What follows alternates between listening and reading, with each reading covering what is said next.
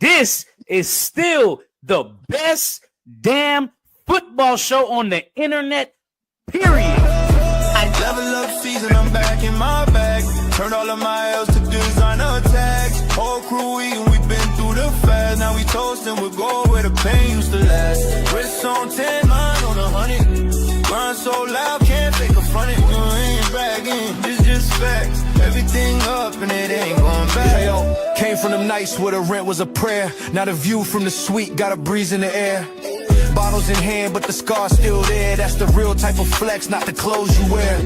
10 toes down with the ones I came with. We ain't switching teams just to pop or play rich. Shorty in Dior, but she reading the soul. Says she see me in dreams, now we toasting in gold.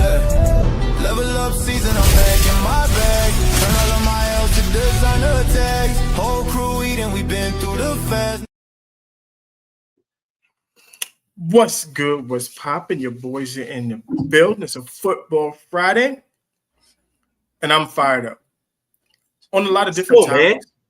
A lot of different topics. I'm probably gonna lose my mind today, but that's a good thing. Whenever I get to lose my mind, always turns out to be a great show.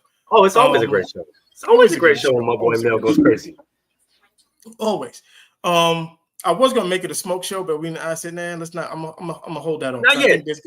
Not yet. Yeah, there's still some time. It's coming though. It's coming.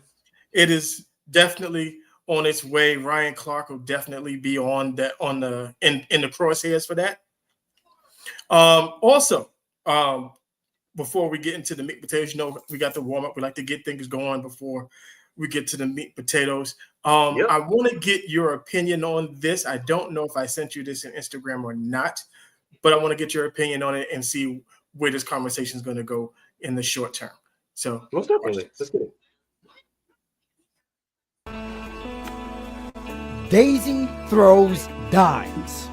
Never in any of my years, probably 20 years or so, I've never seen a player, especially of Daisy's caliber, out on the football field with the boys. Never. The senior at McClatchy High School is believed to be the first female quarterback to play on the varsity football team in program history.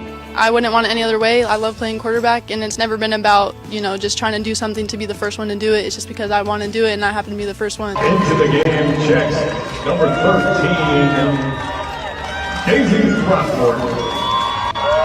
Even though Daisy serves as the backup quarterback, she quickly earned the respect of her teammates and coaches. You definitely have to prove that you're worthy of being out here and that you can hang with them, and I feel like they've expected that since they've seen me play flag football before. So as soon as I got out here and just throwing passes with them, they all were super respectful and very supportive of me. She's been a jewel to us.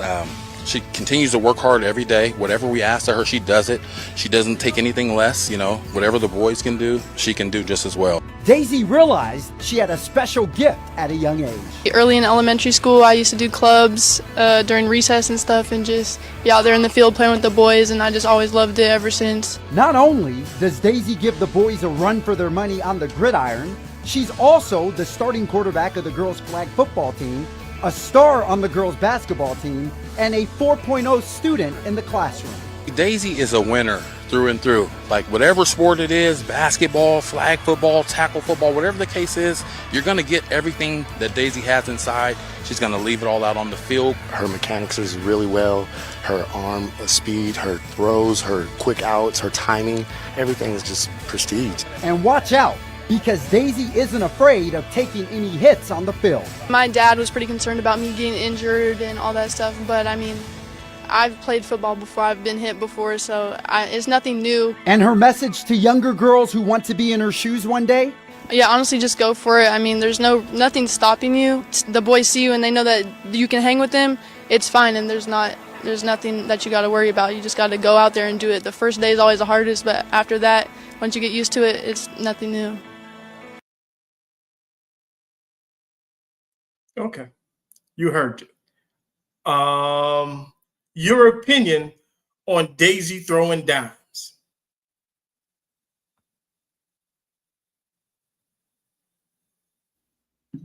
Sorry, I have to set my son up real quick, but I am very aware of one. I know because that's up in your area, your neck of the woods. Yep, that is right around right down the freeway from me. So we are very aware of Miss Daisy and how she gets down. My coworkers, one of them has a daughter who plays flag football or is a manager for the flag football team on Pleasant Grove. My other one of my close homies actually went to high school with him. He played on the football team with me. His daughter plays on the flag football team at my alma mater. So they've already played her and seen her, and we've seen her in person. And I'm not gonna lie to you, the release looks better in person, dog. I can't even. I can't even. It looked like some bullshit when I just saw it. So I'm trying to tell you, I tried to Mel. I tried to hate so much. I'm telling you, I called her every single white quarterback in the book, every single one. Okay, she went from Justin Herbert, to Trevor Lawrence by the end of the week. Okay, just based off here. Okay, just here. I looked at her and said, "That's Joe Burrow." I was like, "Oh my goodness, they got Joe Burrow playing quarterback." Because who the fuck is this? And when they, I'm not like I said, I'm not gonna lie. When they say she really liked that, and I tried to hate, but I don't believe it. I tried to hate, but she really cold. And I'm like, bruh, the release, the time and the footwork. I'm like, bro, who is your father? And wow, look, I'm cool. What the fuck is happening? I'm cool, and I'm gonna have to preface this by understand everybody. Look, I coach women's tackle football, so this is not coming from a place of any type of hate. That's what I'm saying. You can't play with the boys though. Like that's a whole different game. A whole different game. Yeah, that's all I'm saying. It's like she can be as good, as you say. Yeah. It's dangerous for her to be out there with high school boys. Very much so. Very much so. And we like I said, we've had this conversation legitimately all week with my homies because she's like the talk of the town, right? Like she's literally the talk of the city because everybody is like legitimately have never seen this before. So yeah, like and the only real reason as to why like she's really getting so much praise because she was on a male's team last year. Like she's been doing this, but the real reason why she's getting so much praise is because flag football, especially in the Sacramento area in the Bay Area, is starting to become this major thing, this huge thing, right? My homie's daughter got a tournament in the Bay Area. It's like tomorrow type shit. So like it's becoming this massive thing, and because she is one of the players who obviously plays on a team. The team is really good. And then obviously looking at her build, looking at, the skill set that she has, it's become a lot bigger thing now because if anybody else has been on social media for the past 2 weeks, Sacramento was also just went viral. My alma mater's Pop Warner team, because there's a 10-year-old who's like 290 pounds. And everybody's like, oh, he should move up. And I'm like, bro, we get it. I understand his body type. Yes, he should be playing with the older kids based off his body size. The nigga's huge as fuck, but he's legitimately 10 years old, a big ass. Yeah, but there's still got to be a weight limit somewhere. You would think, and he plays. There's sanctioned rules. And he's an X-Men. You know what I'm saying? He doesn't get to play every single down, but it's like they're looking at him and looking at his initial size and like, oh no, he should be. It's like his skill set doesn't say he should be playing at that level. His mentality says he should not be playing at that level. Everything about him, other than his body type, says don't put him there. And everybody sees that and they're like, no, he has to go up. And it's like, slow your roll. But my thing with Daisy is, one, like I said, she's playing high school tackle football. That's dangerous for her. And if I was the head coach, I would encourage her not to play. Because one, like I said, it's dangerous for a female, for a girl her size. I don't care. She can be bigger or the same size as some of those kids. Her body's not built to take on the contact that those boys are going to dish out. And he's not saying that she cannot, as a woman, play tackle football because, as he prefaced earlier, I coach women's tackle football. 100%. He's not saying that women can't do it. He's saying that it is incredibly unsafe to have a woman, female counterpart, however you guys want to classify it nowadays, on the field with a whole bunch of growing young men whose bodies are a lot more built and developed to take that type of punishment because they lift and they do exercises to do so. Even, and this is, let me preface this by saying, I understand the strength, I understand the amazingness of the woman, of the female body, of the woman body. So please do not. They got nothing to do with football. But it has nothing to do with football because men, they lift, they work out specifically for that type of sport. This is the reason why a lot of basketball players don't make it.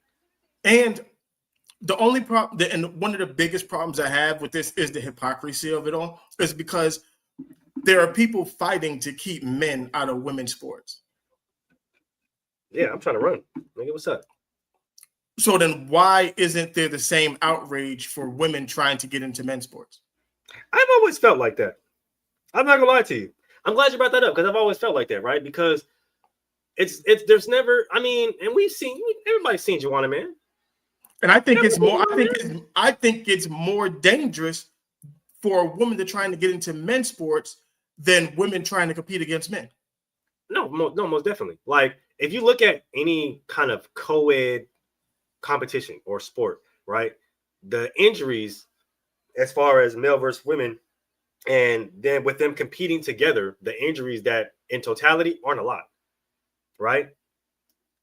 When you see somebody else kind of infiltrate another sport, and it most likely it's always the woman trying to infiltrate a more men's centered sport or space, right? They do end up getting hurt. Because I want just understand this. The guy that's normally going into women's spaces, not to say he's not a man, but he's not a killer. When a woman is trying to go into football, there's killers over there. There's killers. The dude that couldn't make the football team and decided, oh, I'm gonna be a girl and play with the girls. He's not a killer. He's not. He's very much soft, but he's still stronger than y'all. Yeah. And I think the biggest and like I said, I tried to hate. With all my heart and soul. I understand this. This is not about hate. This is more or less. This is a safety thing.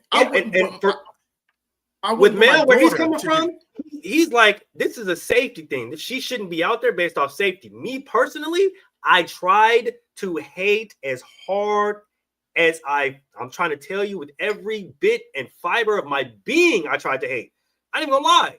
I was like, yeah, no, there's no fucking way. I don't care what Justin Herbert looked like out there, bro. There's no fucking way I'm letting a girl on my team. I tried to fucking hate, but she does have the skill. But at the same time, we do have to discuss the safety factor that plays into that part. You can be good, but like we always say, when it comes to that conversation, it comes to the conversation of can basketball players play the sport of football? Y'all can be good, y'all can be skilled, y'all can be fast, everything. But can you take a hit? And I know she said she could, but this isn't the same as this is practice. Like these people aren't trying to intentionally hurt you. Imagine her being on the field and this crazy shit happened. As the player is body slammed twice. Once was a tackle, but then the much bigger player stands up and is using his full body weight, jumps back on the curled up player. Now the mom of the player. Imagine she's on and that's her. Oh my goodness gracious. I ain't even gonna lie to you. Yeah, because you throw a pick. What's the first thing we say as a defense? Hit the quarterback. Yeah. First thing. That's the first thing we say. And you got like 7 niggas eyeing you.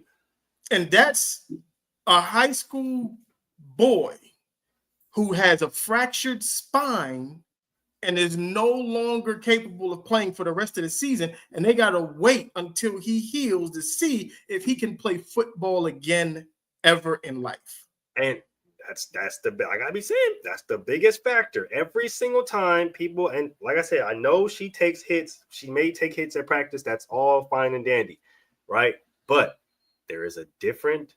Your teammates care about you. You know who don't care about you? Them other niggas on the opposite. they are making, and a lot of times people don't understand this point is other teams, other players from other teams are making it a point to hit you harder.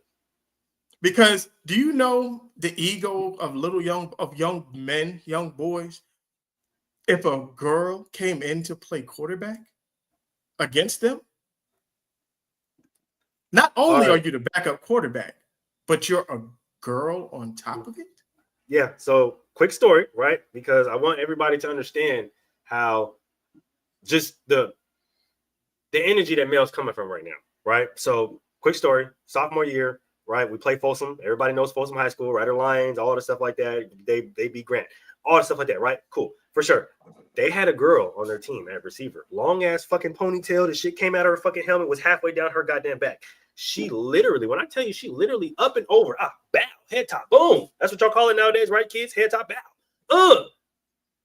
When I tell you that man never played football again, like the person in which she caught it on, I ain't gonna say his name because I ain't trying to, you feel me, embarrass my nigga more than he had already got embarrassed in public for after that.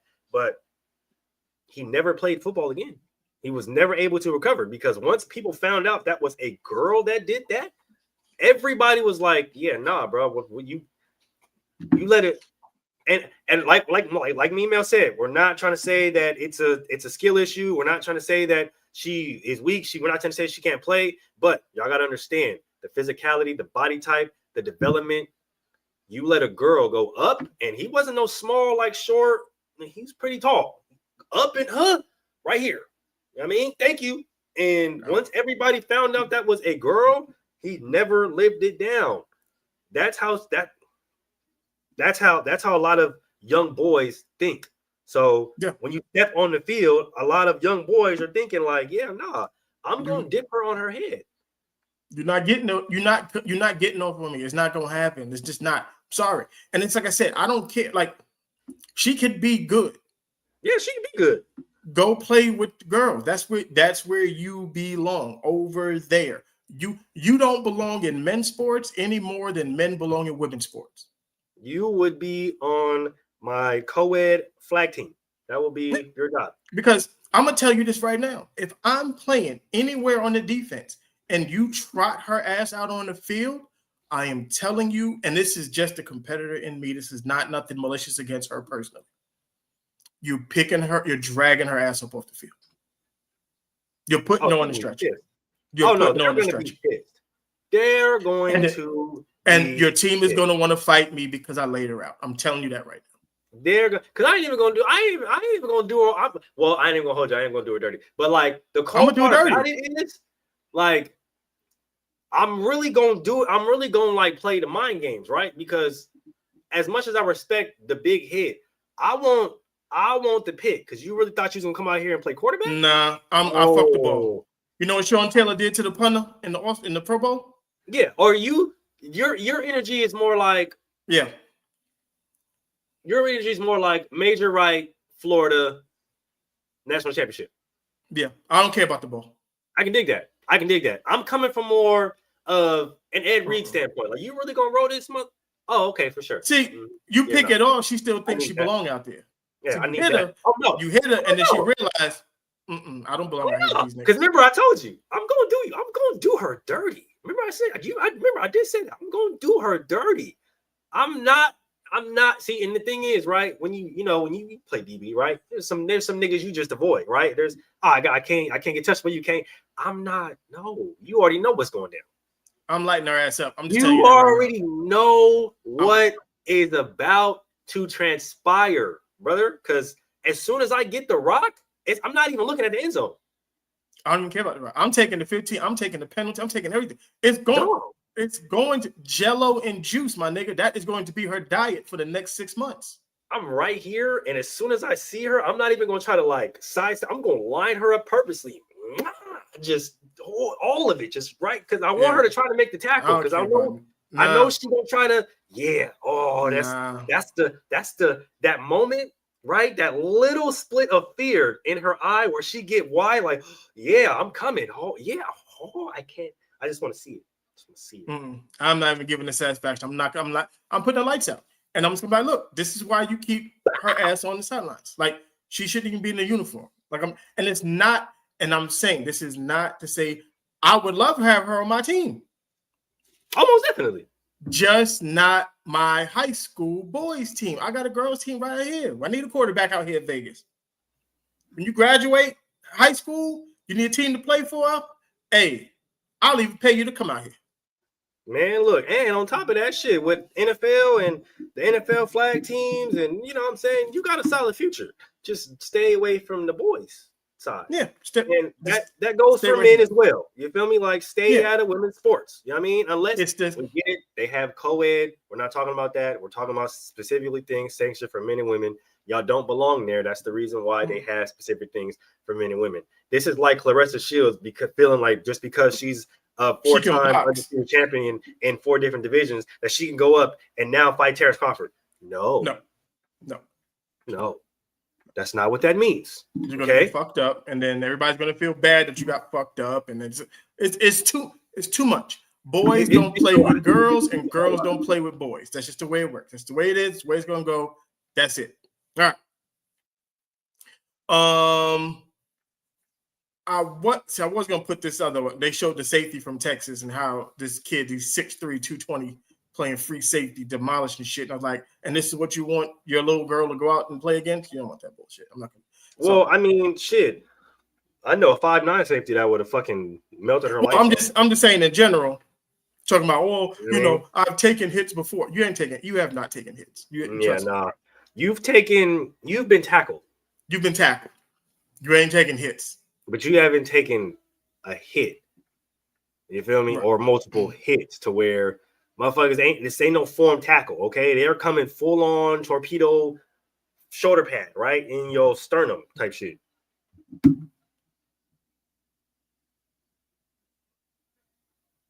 All right. Okay. Now let's get to the meat and potatoes of why we're here today. If you saw the thumbnail, you know why we're here. Is it bad coaching or bad quarterback play in the NFL today? Not bad coaching going on. So let's first of all, Russell Wilson got benched. I got that audio, but it's the wrong audio. I'm gonna get to that one later. Do you think Russell Wilson should have been benched in New York? No, not even remotely. Okay, so we're on the same page. They're gonna ruin Jackson Dart's career before it even starts. Oh yeah, they're gonna fuck Jackson Dart's career up because this is not a Jackson. This is not a Russell Wilson problem. We talked about this last week, and I guess we got to do it again this week. Week 1 we talked about it. I'm sorry, and I guess we got to talk about it again now. The offensive line is not good, and for all of the people talking about they got to get Malik Neighbors the ball and understand Malik Neighbors is not getting open. He's not. They are not getting separation. He's not. Thank you. I was just about to say that. They're not creating separation. If you're watching these games, Russ is holding the ball. One, the offensive line is horrible, so he doesn't have that much time to get the ball off anyway. And when he does have time, these niggas is not open. Everybody made a big deal about when they got the ball in the 4-yard line and he threw the ball out of bounds on 3 of the plays. And I was like, he had to because there was no – if he would have tried to force it and threw an interception, then you're like, oh, well, Russ is throwing an interception. Yeah, well, he threw an interception. Malik Neighbors and that receiving core, they're not getting separation at all. They suck at getting open. Well, so just like a lot of LSU receivers who y'all try to dub DBU, they don't get a lot of separation. They don't. They catch very well sometimes, but they don't get a lot of separation. They're just athletic and big. Right. And then what's going to happen is the offense is going to change significantly when Jackson Dart gets in the game. I'm going to tell you exactly what's going to happen this week when Jackson Dart gets under center. Every single pass he throws is going to be about 3 yards past the line of scrimmage. All of them. It's either going to be 3 yards in front of the line of scrimmage or 2 yards behind the line of scrimmage to get the ball out of his hands. And when he does throw the ball deep, it's going to be off of play action. Trust me. This is what's going to happen. Play action, fade, post, skinny post. Yep. And what's going to happen is everybody's going to be like, see, look how the offense is. Look at all the passes he completed. Look at his completion percentage. But they're not going to look at they are not doing the same things that they were trying to do with Russell Wilson that they're going to do with Jackson Dart. I bet you when Jackson Dart gets in, I bet you Cam Scatterbo gets at least 20 touches. I bet you anywhere from 15 to 20 touches on the ground. Cam Scatterbo is going to have his first 100-yard game next week. Oh, for sure. For sure. Not even I don't even doubt that. I'm banking on. Here's the thing, right? Yes, I'm so glad we're talking about Russell Wilson because I know we're going to get into him a little bit later too. Here's the thing about Russ. How many times do you expect him to sit back and throw into double coverage and something bad not happen? Right. Brian Dable? Because that's all you have him do. Run. Oh, the run is not working, even though you have two really solid, serviceable running backs. One just so happens to be a rookie who breaks a lot of tackles. I don't know. You probably could use that right now just to kind of get your offense in the flow. But you have an inconsistent run game because you don't really know which running back you want to have at number one. So that's, again, a coaching problem. And then you dive, counter. Oh, that doesn't work. Russell Wilson moonball. Yep. Who's fooled by that? Where's the creativity, Brian? Aren't you supposed to be an offensive guru? Aren't you supposed to be somebody who's supposed to unlock quarterbacks? And, he's a quarterback whisperer. Oh, he knows offenses. And what is power, dive, counter, moonball? What is slant, skinny post, power, punt? What is throw two moonballs? The second one just so happened to be in the double coverage, triple coverage, because they understand who Russell Wilson is. They understand that his arm strength, even at his age, and they understand he can still throw that fucking moonball. So what are they going to do? Just drop back into coverage? Oh, bracket coverage. Oh, there's Malik Neighbors. He's going to run up the sideline. Okay, well, corner just kind of trail him. Safety just trail over top. Russell Wilson's going to throw a moonball. So if he overthrows it, that's your pick. If he underthrows it, that's your pick.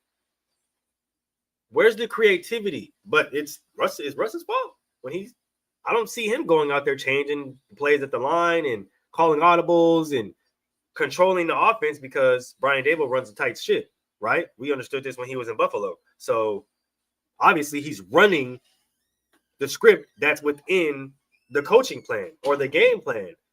Mm-hmm. And it's not working. Is that the quarterback's problem? Is that the quarterback's fault?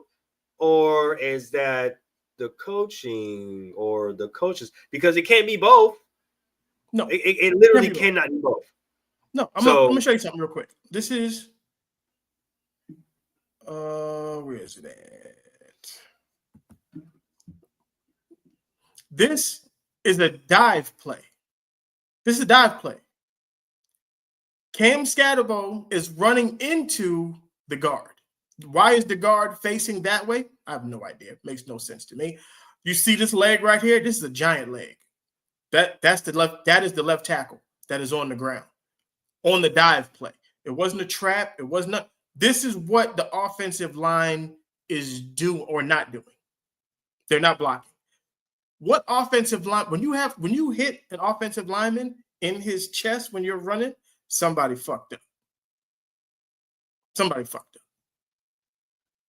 Like, come on now. Like, what is a running back supposed to do with that? What is a quarterback supposed to do with that? No one succeed when your offensive line is that bad. And not to mention, again, Brian, I don't know who the offensive coordinator is, but I'm putting all of this on Brian Daboll. That offense is trash. It is trash. It has no creativity. There's no pace to it. And then all of a sudden, they talking about, next week with Jackson, there's going to be a lot of up-tempo and no huddle. So why the fuck wasn't you doing that in the beginning of the season? It's very weird. It's odd to me. Doesn't make any sense. But Russ is going to be the fall guy for this, and I don't like it. And you know what else? Russell Wilson, if you are watching this, I'm going to make sure I clip this up, and I'm going to tag Russ in it. Russ, what I want you to do more than anything else, please, for one time, just one time, Russ, be the nigga that they said that you're not. Get in front of the camera and say, you know what? These niggas is bums. All of them. All of them. Because they don't think Russ has that in him. Because everybody has this picture that they painted of Russell Wilson, and he's a simp, and he's a sucker, and he's soft, and he's all of these things. But you don't want him to be like you, because then you're gonna be like, well, it's not right. Something's wrong. I said it's like what happened. I was talking to my wife about this. It's like when Will Smith smacked Chris Rock. It scrambled your brain because you didn't expect him to do that. So all of Will Smith is corny. Will Smith is this, and then Will Smith did some nigga shit, and now y'all mad that he did some nigga shit for all this time that y'all said he wasn't a nigga. Like he's not from West Philly. Okay, exactly. So I want Russ one time, just one time, do some nigga shit. It's crazy because about just real quick about the Will Smith thing. This is the reason why I come on every single time when we have music conversation. I tell you niggas don't listen to music because y'all don't listen to music.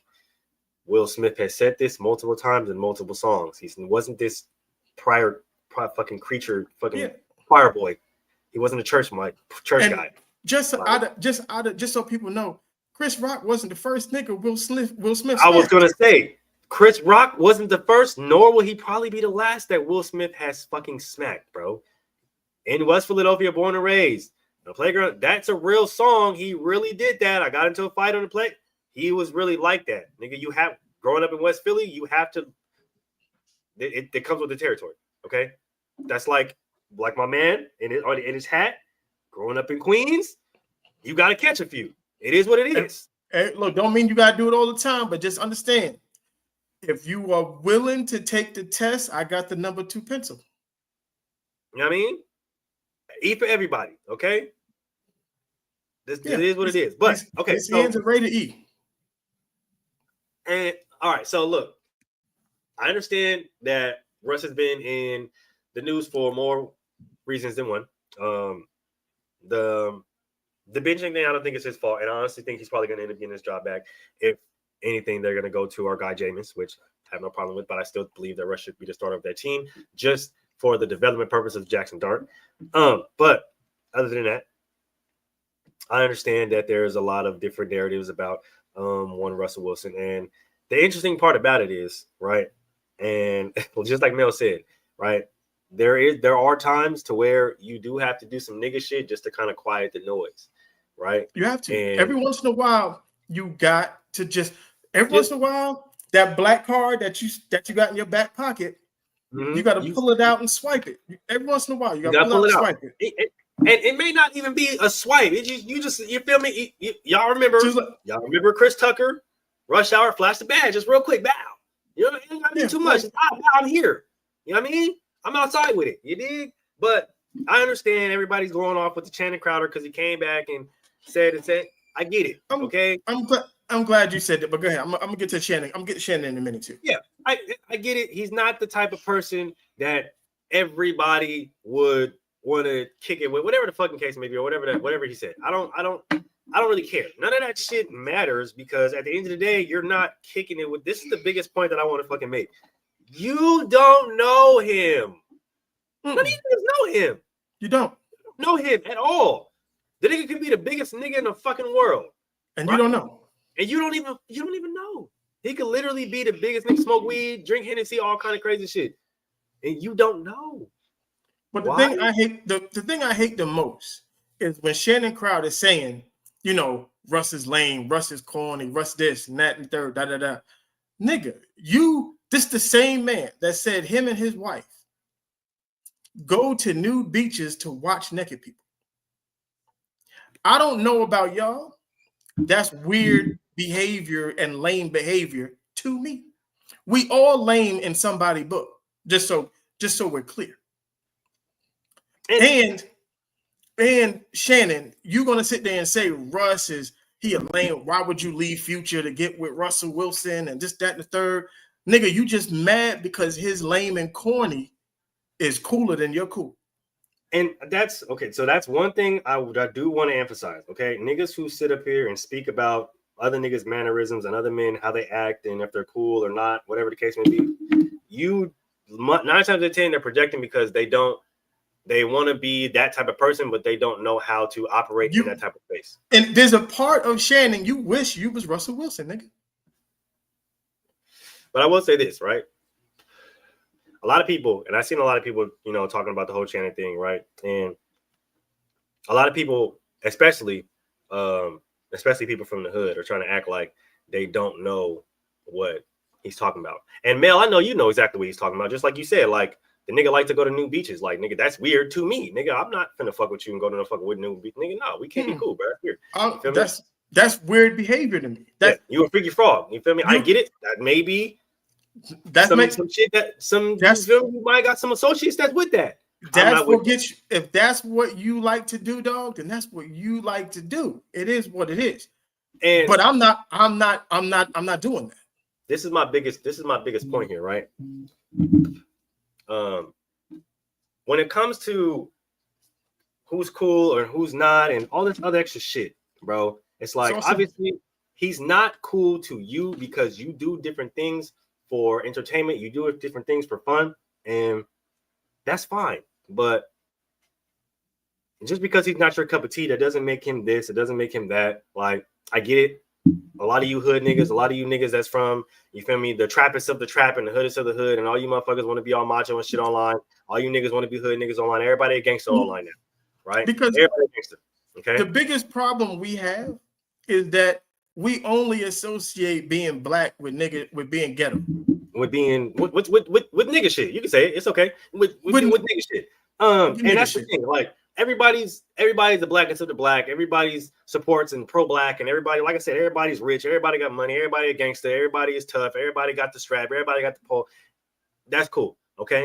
And if you feel like Russ isn't the type of guy that you can kick it with, so the fuck what? That's my biggest thing right there. Okay. That's my biggest thing. I don't speak on niggas who I don't kick it with because I don't kick it with them. I don't kick it with. I can't put like. If you mad that he married Sierra, just say you mad he did something you couldn't do. Because the lame nigga he got the baddest bitch. He got the bad bitch in school.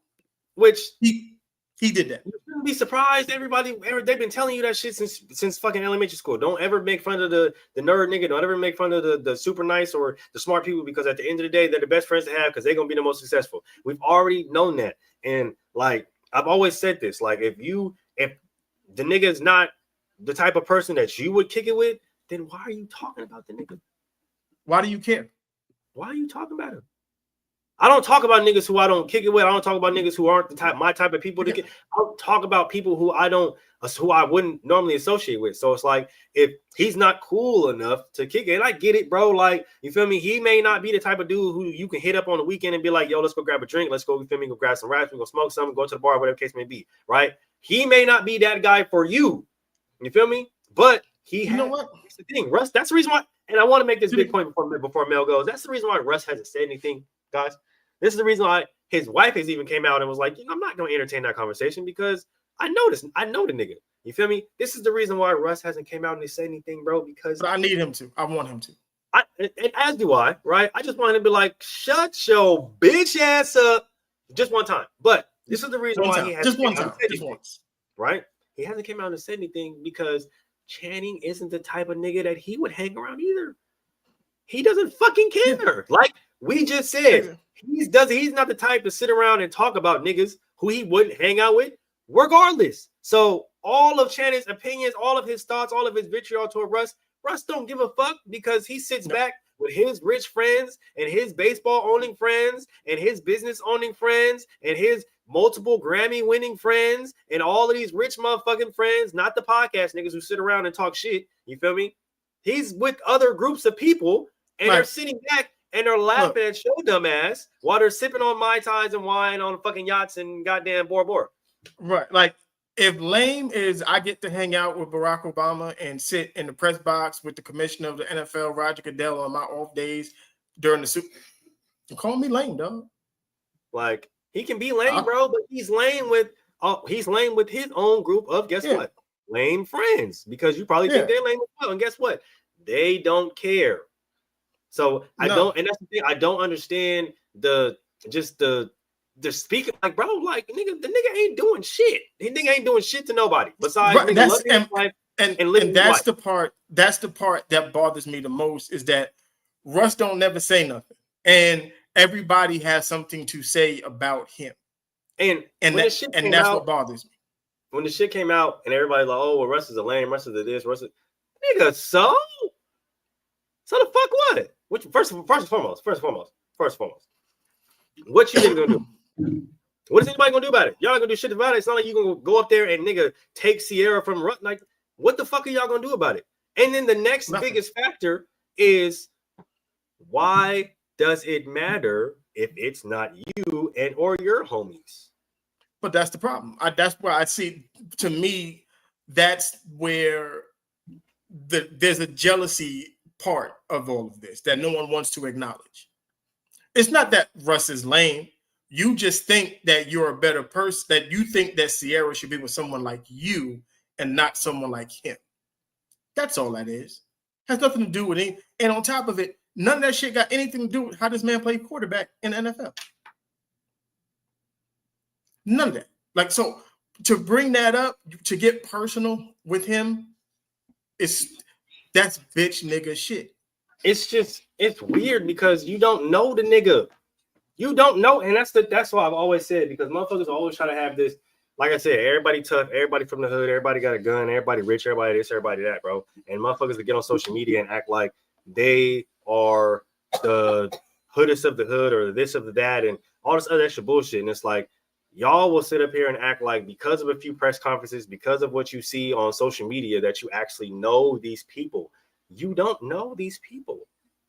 Russ could be pants sagging, hat backwards, blunt smoking ass nigga when he's not in front of the camera. Y'all don't fucking know that. Y'all don't know that. Like, he is married to Sierra. She's fresh, like Channing said, she's from Atlanta, right? You don't know that shit. And right? sometimes you like this. Me and my wife are opposites. I'm very reserved, chill, don't like the spotlight. She's the total opposite. Loves the spotlight, dances in it, loves it. That's who she is. She lights up a room when she walks in. I like to sit in the shadows of the room. But she can pull me into the light the same way I can remove her from it so that she's safe. Sometimes you need people that's going to balance you out. And maybe for Sierra, Russell balances her out. Well, this is the thing that people don't understand. This is the thing that people don't understand, and this is the thing that makes me mad about the subject, right? Because number one, people act like you're supposed to stay in the same position your whole entire life. They act like you're supposed to continue to make bad choices and mistakes your whole entire life. That's a whole nother, that whole thing. So she's supposed to continue, leave Future, and then she's supposed to be Cardi B. She's supposed to make decisions like Cardi B. Yeah, that's basically what. Leave Offset and get with Stephon Diggs, who's worse than Offset. Yeah, but then they would have made fun of her for that too. They would have talked shit about that for her too. Like, right? There's no winning, and that's the shit that pisses me off, bro. Because it's like, y'all don't really care. Y'all just want to talk about shit. Y'all just want to hear yourself talk, and it's like, that's the weirdest part about it, bro. Because they literally just be living their life. They literally just be chilling, and motherfuckers be so bored that they want to act like they are so high-minded, act like they're such better than everybody else. But it's like, you're telling somebody to essentially make the same mistakes over and over and over again for what? Your entertainment? It's don't know. But because this is a Thursday. Literally a different level of. Oh yeah, no, that's for surely a Thursday show. You feel me? That's literally a different level of insanity. Yeah, I want to get back to the football because we about to go all the way to the other place. I just wanted y'all to know that. You feel me? Like, yeah, because we about to go. Last part, Thursday show on Friday. last part before we move on, Channing, you really on some dork shit, gang, because you already know the type of brotherhood, the type of fraternity that we coming with when it comes to this football shit, not just NFL, but the football shit. You feel me? That part, what you said, that's where I'm gonna go with this right now. Is we watched everybody bitch and moan about how athletes shouldn't talk about other athletes in the public. But the problem is no one has had a problem talking about Russell Wilson in public. No one. He's the most talked about quarterback that we've ever seen. Everybody has, outside of Shador, and I'm going to get to Shador next. Outside of Shador Sanders, no one, they can't keep Russell Wilson's name out of their mouth. And it sucks because, you know, we're going to get to this Hall of Fame talk that Acho and a couple other people had about is Russ a Hall of Famer or not. But I want to get back to the bad quarterback play that is happening throughout the league. Michael Penix Jr. is not ready to play quarterback. He's not. He's not at all. He's not ready. Cam Ward probably should have sat behind a veteran. Joe Flacco. Somebody tell me what's the difference in Cleveland and in New York. If you're okay with sitting Russell Wilson down, saying that he played bad, and you want to infuse the offense with life and you want to get the young kid in the game, cool. Don't have a problem with that. But what's the difference in Cleveland? Because you have an older quarterback who's not playing well, but you drafted quarterback or quarterbacks to be the future of that franchise. Why isn't anybody clamoring for Dylan Gabriel or Shador Sanders to become the quarterback in Cleveland? Because I just want everybody to understand this. If the Cleveland Browns had a competent quarterback under center, they'd be 3-0 right now. Yep. That defense is that good. That defense deserves a better quarterback. I would say a better quarterback. I would say at very least 2-1, because we understand the type of opponent the Ravens are. They score a lot of points, but at worst 2-1. At worst 2-1. At worst 2-1. But that game again, even though they won against Green Bay, they should have blown Green Bay off the floor, off that field. They should have blown them off the field. And when they lost to the Bengals, if they had a competent quarterback, they would have beat the Bengals. If they had bro. There's you want to know what's funny about this? The funny thing about this thing is I've never seen anybody take so much hate for being a good person. Yeah. Like good father is not in the news, not in the media, in a negative space, right? He's freaking devout Christian, right? Like does everything right. And I've never seen motherfuckers hate somebody who does everything the right way, like follows the offense to a T. Like I said, Russ isn't the type of quarterback.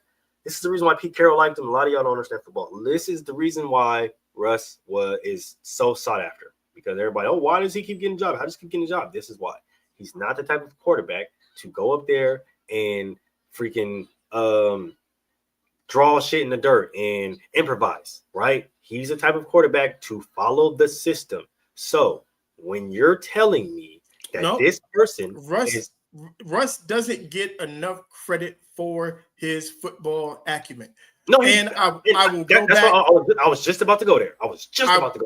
I will go back to last year when I think it was against the Bengals when he torched him for like 430 yards and 3 touchdowns or 4 touchdowns, whatever it was. And Arthur Smith came out and said that Russ was changing plays at the line of scrimmage, and he doesn't want Russ doing that. And if he ever did it again, he would get sacked. And the next week, the Steelers got blown the fuck out, and the offense looked like some bullshit. And everybody blamed Russ, and it wasn't Russ's fault. He was doing exactly what the fucking coach told him to do, and they lost because of it, and they looked bad, and he took the blame for it. The same shit happened with Sean Payton. Sean Payton does not like quarterbacks changing plays. The dumbest shit in the world to me. It's fucking retarded. It's ignorant. It's dumb. Bo Nix complained about this 1,000 times already. He's only been in the league 2 years. Well, a year and a half. Not even a year and a half. Thank you. Like, offensive coordinators are the worst people, and I'm going to say all of them. The ones that think like this, that say, oh, well, my offense this, my offense that. It is not your offense. You have to look at what personnel you have and sculpt your scheme around what you got. What does your quarterback do well? That's what you lean into. What do your receivers like to do? What are they good at? What do the running backs like to do? How good is the offensive line moving left to right, front to back? How good? And then you sculpt your offense. Do you have your staples? 100%. But you have to design it to the strengths of your players. Mm-hmm. And this is the reason.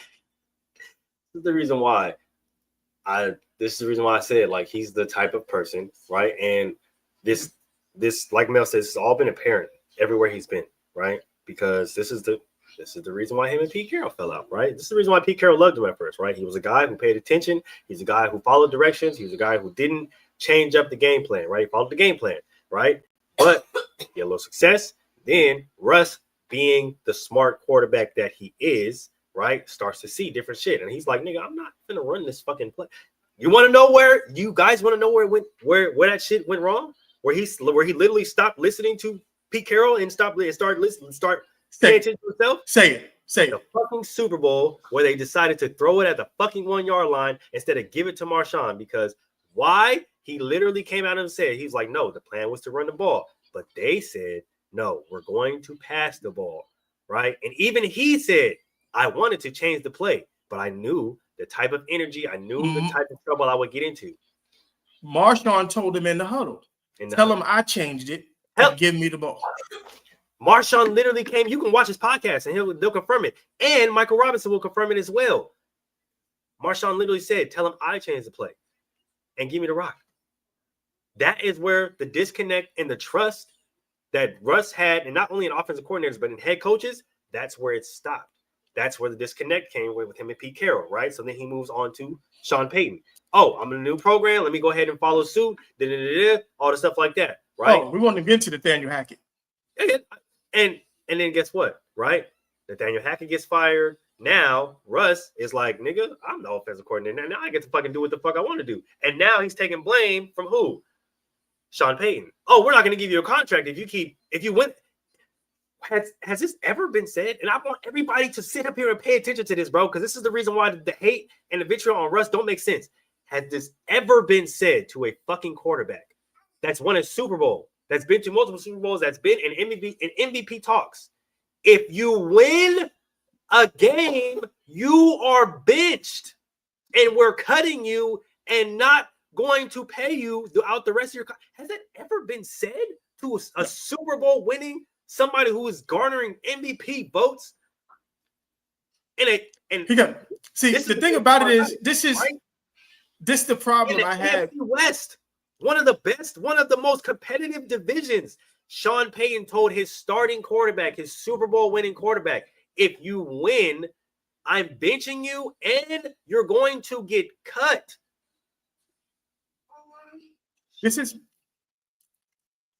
People think Russ got cut in Denver because he was playing bad. Because he was playing bad? Russ got cut in Denver when they were on a 7-game win streak. They benched him literally after they won the 7th game. They were 7-0, and they benched him. And they say literally, if you go out and win another game, we're going to cut you and not pay you out the rest of your contract. Because he got a bonus if they won 8 or 9 games. I forgot what it was. Yeah, he had a bonus. He had an incentive in his contract that if they won and he was still the starting quarterback at the time, he would get, I think it was like $2.5 million. Yeah. Russ didn't get cut because he was playing bad. Russ got cut because he didn't follow direction. And guess what happened in Pittsburgh? It's the same thing, right? He got cut because he didn't follow direction. He didn't follow Arthur Smith's bullshit directions, right? Because the plan was, we're going to let the young kid come in and develop him, because the best way, like me and Mel say every week, the best way to get better at football is to play football. So we're going to let the young guy go in and develop, let him get some work, and then we're going to bring Russ in, right? As soon as Russ doesn't pay or doesn't follow directions, doesn't follow suit. Now him and Arthur Smith are on the what? Or on the outs, right? Now there's a disconnect. And now, it's all Russ's fault. Now Russ is on the what? On the move again. There's a video going around of Malik Neighbors last year when Daniel Jones got cut or released. When he said it's not Daniel Jones. It's not the quarterback. Not the quarterback. It's still not the quarterback. Just so you know, it's that little bald motherfucker, Brian Daboll. He's the problem. Yeah, y'all see that short bald Oompa Loompa that's walking on the fucking sideline? It's him. He's the problem. Kevin Stefanski in Cleveland. He's the problem. And I don't care about the coach of the year. Y'all got to stop saying that stupid shit. I don't care about none of that because it's fraudulent. Because that's what they say about Brian Daboll. Oh, so the guy who's the coach of the year, that's who you want to get rid of. Yes. 100%. And y'all want to know why that's such a prevalent fact, right? Because y'all stood up there, the coach of the year, you want to get rid of the coach of the year. You realize the NBA does that all the time. Look, if you football, especially right now, I have a problem with the way the coaches are dealing with the quarterbacks and how the quarterbacks are responding to the coaching. Well, now seen Trevor Lawrence literally wave off Liam Cohen 2 weeks ago. Told him shut the fuck up. Yeah, literally told him shut the fuck up. Because what happens is you get a dummy. He's telling him, you got to put it on his chest. The next play, if you watch the game, literally the next play, he put the ball in between the numbers on Brian Thomas's chest, and he dropped it. Do you know who leads the league in drops this year? The Jacksonville Jaguars. Yep. Not Trevor Lawrence. Because the problem is everybody looks good in drills. Everybody look good at practice. 1-on-1, 7-on-7. Oh, y'all look good. 7-on-7. You put a motherfucker on the front of a jugs machine, and he just got to stand there and catch a pass. He looks amazing. Looks great. But then you ask him to run and then do the exact same thing. Guess what they can do? Mm-hmm. Or just another thing. When they put cones in front of wide receivers and they got them shuffling their feet and doing all this dumb shit, you know what never moves in there in that drill? That dumbass cone. Mm-hmm. Cone never moves. Then they get in the games and they wonder, the receiver can't get off the line of scrimmage because you never practiced getting off the line of scrimmage against a moving body. Thank you. You can't get better not playing against the shit that's going to happen in the game. Mm-hmm. And y'all wonder why. And this is the reason why we always come up here and say, right?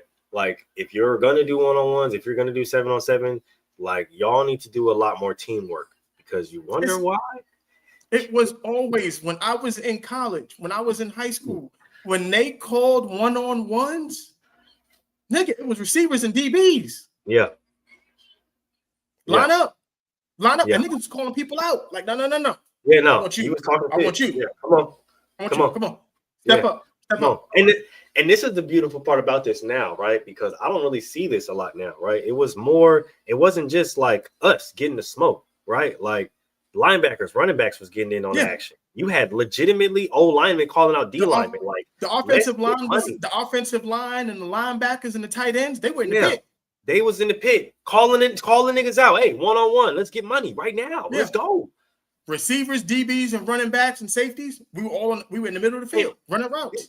And this is the beautiful part about one-on-ones, right? Because I like one-on-ones personally more than 7-on-7 because I feel like you can get more work. There's so many more drills that you can do in a doing one-on-ones, right? Like we used to do. A lot of people think that we just one-on-ones. Oh, well, they're throwing the ball on releases. No, like we used to do one-on-one pure releases, no ball. Pure releases. We had ball. But ours was different. Ours was structured. You just couldn't run a bullshit route. Yeah, you got to run a real route. If you lined up at X or Z or you lined up in the slot, you had to run a legit. It wasn't all of that. Stop, herky jerk, to the left, to the right. Nah, nigga. Yeah. You either run an electric slide. Yeah, you running a 1, you running a 3, you running a 7, you running an 8. Yep. And if it's against press coverage, you got to be up to press. If it's against off coverage, you better learn how to stem, stack, and all that shit. Yeah. That's how you did your work. There were no cones involved in this shit. Yeah. And like I said, a lot of the times, bro, our coaches, because our receiver coach and our DB coach, they're best friends. So in college, a lot of the times these niggas would be like, Coach Heron, he was strict. He was strict as hell. Okay, he was one of them coaches. Nigga, he believed truly, if it touches your fingertips, you catch it. So let a ball touch the ground. Okay, after warm-ups, jugs machine, after all that shit, he's let a ball touch the ground, nigga. We not touching the ball the rest of the period. No balls touch the ground. I told you when we was in college. I'm gonna say this shit again. Plexico Burris, when that nigga transferred to JUCO with us, I was at Montgomery College. He came from Michigan State before he went to Virginia Union. The day he got there, because all the coaching staff is making it, we got the 6'5" receiver from Michigan State, yada yada yada, talking shit. And we told him when he got there, we said, bro, we don't drop shit. Yeah, no nothing. Ball touch the ground. The ball don't touch the ground. Because what happens is the receiver coach make everybody run.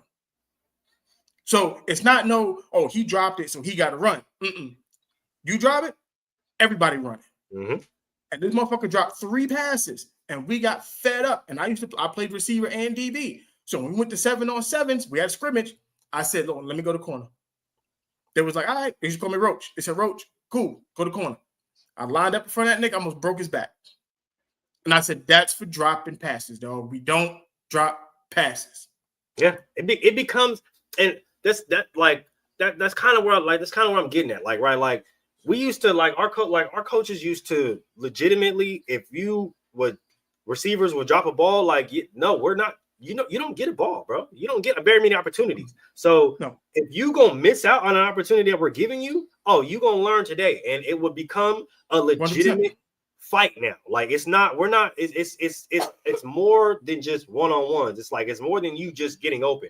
It's like now, nigga, there's no prize. So now you really have to fight and get open, and it's to the whistle blow. You know what I mean? So there were so many different variations of one-on-ones. We used to do one-on-one blocking drills. And ours was different. Ours was timed. Ours was you had 2.5 seconds to get open. Yeah. The coach was sitting there with a stopwatch. When the quarterback he said height, 2.5. That's all you had to get your ass into your route and go. All that dancing and shit that y'all niggas doing right now, you can't do it. You can't do it. None of that. You got to get your ass into your route. None of that. Like it's times are very, very different than when I played football. And I get it. These kids, they got a lot of, receiver coaches and skill coaches and all this, but none of that shit works if you can't apply it to in-game situation. Yeah. You got to be able. Yeah, you got to understand what it means to beat a press coverage when he's got inside leverage, when he's got outside leverage. If you don't see it, you don't know what move you have in you to combat that. Do you know how to properly stem and stack as a wide receiver? Mm-hmm. Do you even know what stemming and stacking is? What stemming and stack is. Boom. Like there's a lot that you have to do as a receiver. There's a lot you have to do as a cornerback. All that backpedaling and shit, that shit sound good. It look cute too. Backpedaling through cones, it look great. But if you ain't got a receiver in front of you, bro, you don't know. Your feet get tangled up when the pressure get on you. Yeah, your ass gonna fall. Like, cause you can't gauge, because every receiver, their speed, their takeoff gonna be different. Mm-hmm. So you got to work against that. You got to understand. Do I go straight back pedal? Do I open up 3/4 just a little bit? This way, if I got to turn and go, I'm already there. Mm-hmm. Like there's a lot that you got to think about. Yeah, you need active bodies to do that. Yeah, it's just like Mel said, you need bodies. You can have a big body receiver, right? The nigga can be like a Plexico Burris, right? 6'4", but as a smaller DB, right? You already know. Oh yeah, go ahead, nigga, because you at the end of the day, I'm gonna get inside. I'm gonna get inside and I'm gonna fuck you up because I already know you thinking that I'm just gonna sit back and wait on your tall ass. No, I'm gonna get all up in your shit and I'm going right here. Because right? You taller receivers, you gotta play through their hands and play through their body. Smaller receivers, if you're a bigger D-back or if you're the same size, can you mirror him? Can you shadow every move that he makes? Like can you stay on the tip? Get on him quickly. can you be in that hip pocket? Like, there's a lot of shit that cones can't teach you. You have to have active bodies in front of you. Reps. You got to get the reps. Got to get the reps. Speaking of reps, let's go to Shedeur Sanders now. Oh, yeah, absolutely. Because everybody is up in the tizzy about Shedeur because they put a microphone in front of Shedeur's face and asked him about his playing and where his mind is and stuff like that. And he said, look, I feel like I can play right now. You look around the league, you look at the quarterback play, I feel like I can't do worse than that. And he's not, and like, if that's how he feels, then that's how he feels. You can't be upset with the man saying how, because after that, he said, I can't control if I play right now or not. All I can do is, like what you said, take advantage of the reps that I get in scout team and be the best scout team that this team can get. That's what he said. But everybody's up in arms talking about, oh my God, when do we ever listen to a fifth round or third string quarterback talk and this, that, and the third? And he didn't put the camera in his own face. They put the camera in and asked him the question. And what is he supposed to say? But this is where Shedeur is in a no-win situation, because if he says, you know what, I ain't got no comment on that, then y'all gonna think he being an asshole. But like that's what I put in the comment section of the video that you about to play. What is he supposed to say? And this is the reason why I be saying motherfuckers be lying and a whole bunch of football players be getting on the fucking screen and then dickheads be lying, because as a football, fuck being a third string, it don't matter what string he is. As a football player, what else is he supposed to say when they put a camera and a fucking microphone in his fucking face and ask him, hey, are you ready to play? Is he supposed to say no? Do you want a confident player or not? Is he supposed to say no? Is he supposed to say, maybe, I don't know. Is he supposed to say, nah, it's not really my concern. You know what I'm saying? They still got Dylan Gabriel. What was he supposed to say? Because y'all be getting on here all this bullshit like, oh, well, what? We don't even know our third quarter. I bet you don't even know the third quarterback on your team. And we're interviewing third string quarterbacks now. It's not like he called for the fucking interview. No, you know who you interview now? Superstars. You know who's a superstar? Shedeur Sanders. You interview who people are going to talk about. He's a rookie. He's a rookie. And he's the most popular player on the Cleveland Browns. And you have Myles Garrett and Denzel Ward on that team. He's one of the most popular players in the NFL. And it's crazy because we see this all the fucking time we bring up Shedeur. You guys are surprised that people are bringing him up. There's a few reasons as to why. When you have the talent that he has and you fall where he fell, of course, he's going to always be a talking point. And for that reason, that's the reason why they are interviewing third string quarterbacks, like you said, Acho, because of what happened in the draft and because of who he is as a person. He is a superstar. So what are they going to do? Constantly get a fucking superstar's thoughts, constantly put a camera in a superstar's face. Right. Why? Because he's the most talked about since at fucking Jackson State. They're not talking to Dylan Gabriel. They don't care about Dylan Gabriel. They don't care about Cam Ward. They don't care about Jackson Dart. They've never have. That's the reason why the narrative, literally, since he's been at Jackson State, and you can even take it back to where he's been in high school, has always been about Shedeur Sanders. Always. Right. And it's not going to change. And that's the problem. It's never going to change. He's always going to be a hot commodity to talk about because of what happened during the draft and in college. The fact that he was coached by his dad, the fact that he went to an HBCU, all this extra stuff. He's always going to be somebody to talk to and talk about because the media, whether y'all like it or fucking not, wants to see him. You know what's crazy? I saw something that popped up. It said Drew Aller, Lenoris, Cole, what's his name? Lenore Sellers. Lenore Sellers, Kate Klubnik, and there was another quarterback. Eric Nussmeier. And there was another quarterback. I don't think it was Nussmeier. It was somebody else they said. They said all of these quarterbacks are projected to be high draft picks in Yeah, the first I remember round. Yeah, I remember that. And they said, but none of them have done anything close to what Shador did in college. But y'all thought it was blasphemous that Shador should have been drafted in the first round. He was talking about how Clade is a top pick, but now Dabo Sweeney is off to his worst start at Clemson. Drew Allen looks like some garbage. He's been garbage. That was the He's been garbage, but since the hype train. See, what's crazy is that some people can thrive when the lights get bright, and then there are others who get swallowed by the lights. He actually gets worse. Shador didn't get swallowed by the lights. Shador gets better as the brighter the lights get, the better he plays. He quite literally plays a lot better as the pressure is on. It's one of the many qualities. That's probably one of the best qualities you should want as a quarterback or in your quarterback. But what do I? It's just always funny because everybody always likes to bring up the fact that he's a third string and why are we talking to a third string? And I'm just like, bro, like I keep reminding y'all, it's because of who he is. His lane. Understand it. People want to act like, oh, he's a Nepo baby. He can't be a Nepo baby. He's not working for his father. Yeah. He's not working for his dad. He's not working for his dad's company. Nor get a job because of his dad. Yeah, he didn't get the job because of his dad.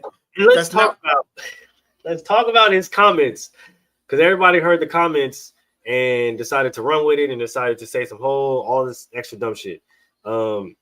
He's very smart for saying that he doesn't want to get drafted by the Ravens. He's very smart for saying he does not want to get drafted by the Eagles. Very smart. Their franchise quarterback for the next 10 to 12 years. Yeah. Think about it. Would you want to go to the team that has a quarterback that has won 2 MVPs and another team that just won the Super Bowl and the quarterback won Super Bowl MVP? Now, on top of both of those, name the backup quarterback that the Baltimore Ravens have developed. Name the backup quarterback that the Baltimore Ravens have. That's what I mean. Because niggas can't even name the Ravens backup quarterback. No. And the Philadelphia Eagles, their backup quarterbacks just come in and like they drafted Jalen Hurts after Carson Wentz or Nick Foles did what they did. Like even with them winning, everybody's like they were trash. They won last year, and their backup quarterback is now their backup quarterback. So yeah, like I'm just trying to figure out like what else would you say? I wouldn't want to fucking go. No, I'm not going. Look, as a competitor, especially a quarterback, put it like this: Daniel Jones went to Indianapolis on purpose. He said it himself. He chose Indianapolis because he could compete for the job. Oh no! That wasn't even that. That's not even what he said. He said no. I'm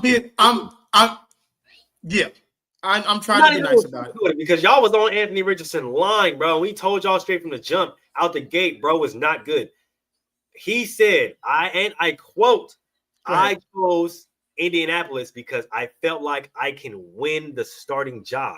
I was trying to be nice about it. I was just trying to be nice and be PC. And he's not wrong right now. So, but as a competitor, that's what you do. So why don't y'all have the same energy for Daniel Jones? Yeah, no, I'm saying you have the same energy for Daniel Jones. That's what he did. Energy for Baker. Well, Baker didn't go. Baker didn't go anywhere. When he went to Carolina, there was nobody there. When he went there was nobody there. Yeah, and then he replaced Brady. Yeah, then he went to LA, and then everybody's like, "Oh no, Baker's this, Baker's that," and then then all that was shit. And then he went to Tampa, and he's replacing Brady, but he still has to win the starting job. And I remember all of the shit that y'all was talking. Y'all act like I fucking forgot, bro.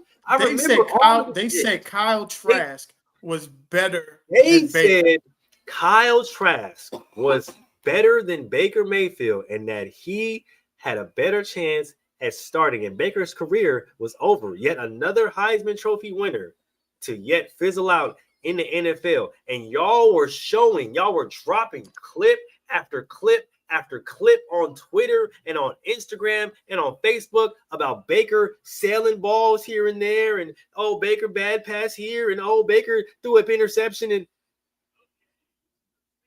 I remember all that shit, dog. All of that. You know I do. Now, nothing? Oh, okay. Matter of fact, is Kyle Trask even on the team? No. Kyle Trask ain't even Teddy Bridgewater. Teddy Bridgewater wasn't even in the NFL. Yeah. I was gonna say, yeah, backup is Teddy Bridgewater.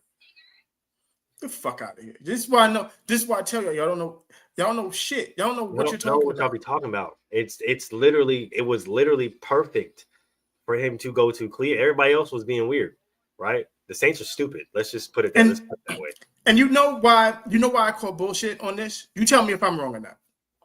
Because all of the reports came out that nobody wanted to draft Shador, and there was collusion going around that all the owners got together and they all stuck together and collectively said, we're not going to draft Shador Sanders.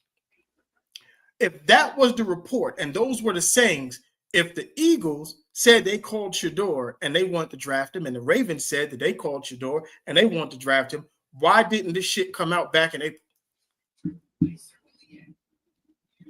Why are we talking about this shit in September? Somebody lying. Mm-hmm. I've been saying that since the start. Somebody lying. Somebody's lying. Because if I'm the Baltimore Ravens and I hear collusion and everybody got together and said they're not going to draft Shador, the first thing I would have did was put out, no, we called that nigga. Yeah, no, we called that nigga. The Eagles too. You know Howie's not quiet at all. How we gonna begin to make it known? So why are we hearing about it now in September? Makes no sense to me. But hey, it is what it is. As a competitor, Shador did what he was supposed to do. It was the perfect. Why would you not go to a place that does not have a true starting? We understand that everybody else was, like I said, motherfuckers, like the Saints are dumb. Okay, Steelers are even more stupid. The Steelers are even more dumb. Okay. Yep. You went with a 40-something-year-old quarterback instead of a young. It doesn't matter. You have a situation where the three teams that should have drafted Shador. Raiders. Put like this: even the Cleveland Browns should have drafted Shador, but they should have drafted him with the number 4 pick. Yeah. But we'll go past that. Raiders, Steelers, Saints. Yeah.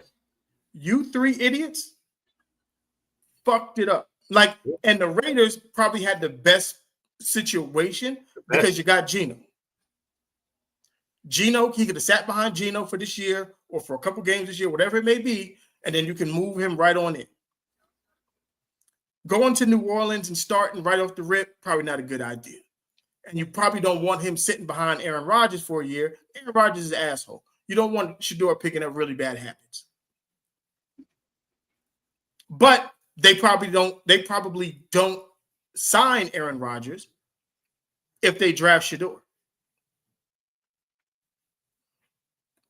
So you probably maybe they sign or get a deal done to bring in a Jameis Winston for a year and let Shador sit behind him in Pittsburgh. Who knows? It's better than Aaron Rodgers. Okay? It's better than Aaron Rodgers. So then it's that. Like I said, why would you not want to go to a team that has no Deshaun Watson, has Kenny Pickett as the quote-unquote starting quarterback, or Joe Flacco, quote-unquote, as a starting quarterback, and no true future as far as it's stupid. Y'all just hate him at this point, because what do y'all be wanting him to do and say? They just hate him. There's no real. y'all want him to come out and be like, yeah, I wanted to get drafted by all of these extra teams. I have to sit behind and be a glorified be a backup for 10 years, 10 plus 12, 15 years, and then I retire and then start my automotive business. Or when he asks, are you ready to play? You want him to say, no, I'm trash. I'm not good. And then the examples that they gave were fucking dumb as shit to me. Like, Patrick Mahomes sat behind Alex Smith for one season. They knew Alex Smith was going to be going the next season. And oh my gosh, hold on, because I hate that. They was like, oh, look what it did for Jordan Love. I said, y'all didn't even like Jordan Love. What are you talking about? Y'all literally said that Jordan Love can't be that good if Aaron Rodgers is still there. See, I hate that. I do not like it. I don't care. I do not like it. I don't like it at all. Do you want to know why I don't like it? Because like I say all the goddamn time, you niggas y'all be lying, bro. Yeah, he sat majority of the season. Majority. But did he not start one night? Did he not start one game? Who? Patrick Mahomes. Did he start one? Did he start a game? Yes, he did. People seem to forget that, right? Yeah, you sit behind Alex Smith all motherfucking season, but it wasn't because Alex Smith was trash or anything. It's because he got hurt. So he had to start Patrick Mahomes. They literally told Patrick Mahomes, we have nobody else, dog. It's now you. And you sat behind this person long enough. You got to remember, a lot of GMs are coaching and they draft for their jobs now. So they have to justify them moving up to draft a Patrick Mahomes. Yeah, so didn't the Chiefs win like 14 games the year before? Yeah. Or 13 games or some shit? Yeah, they were in the AFC Championship game. They were in the AFC Championship. Yeah. Like, people forget that. They were a really good team developing, right? And they started Patrick Mahomes because they had to, because Alex Smith got hurt. And this was the birth of Patrick Mahomes. They started him that last game and then rolled him out into the next season. Yeah, but they get the same thing. Oh, well, Brady sat behind Bledsoe. I was like, yeah, but nobody knew who the fuck Brady was, though. And even then, same thing. Bledsoe got hurt. Bledsoe gets hurt. What happened? Brady goes on to do what? And Shador said he didn't want to sit behind Lamar, praying that he gets hurt so he could play. Why would you want to sit behind a young quarterback when you can go sit behind an old quarterback? And y'all sat up here and say, oh, well, look what that did for Jordan Love. Look what that. Aaron Rodgers didn't put Jordan Love on anything. That's literally fact. That's on record, by the way. He didn't teach him nothing. So he didn't it wasn't like the Packers really went fully all into developing Jordan Love as a backup. Like, they full on expected Aaron Rodgers to be part of that franchise until he retired. So, all right, let's get to the other half of this conversation. The Seahawks, and is still a Pro Bowler All-Pro in San Fran. Bobby Wagner, Richard Sherman leaves the Seahawks, and is still a Pro Bowler All-Pro in San Fran. Bobby Wagner leaves the Seahawks and is still an All-Pro just last year in Washington. Earl Thomas leaves the Seahawks, and I think he had a good year in Baltimore, if I'm not mistaken, before retiring. Russell Wilson leaves the Seahawks and is 17-27 as a starter. It's not the Hall of really good for a long time. It's not the Hall of playing with really good teammates. It's not the Hall of playing with Hall of Fame teammates. It's the Hall of Fame. And if Richard Sherman, Russell Wilson's own teammate, is coming out here and cutting his legs up from under him, if Marshawn Lynch and Doug Baldwin have both gone on their own podcasts and cut Russell Wilson's legs out from under him, if Mike Tomlin said Russ wasn't good enough, if Sean Payton said Russ wasn't good enough, if Pete Carroll said, Russ, I don't want you back, and if Brian Daboll, the coach of the year, said Russ wasn't good enough, Hall of Fame voters are human. Humans have ears. Now, what I hate most about this, is that you're saying, fuck everything that you did before this. Even if you think what Acho said is right, which I don't. Because you're saying that the last 3 years is enough to eliminate Russell Wilson from being a Hall of Fame. Interesting. That's what you're saying. You're saying 3 seasons, 3, is enough to say Russell Wilson is not a Hall of Famer. You know who else said that? Tony Gonzalez. Tony Gonzalez said Russ played himself out of the Hall of Fame. Yep. Then they said if Eli Manning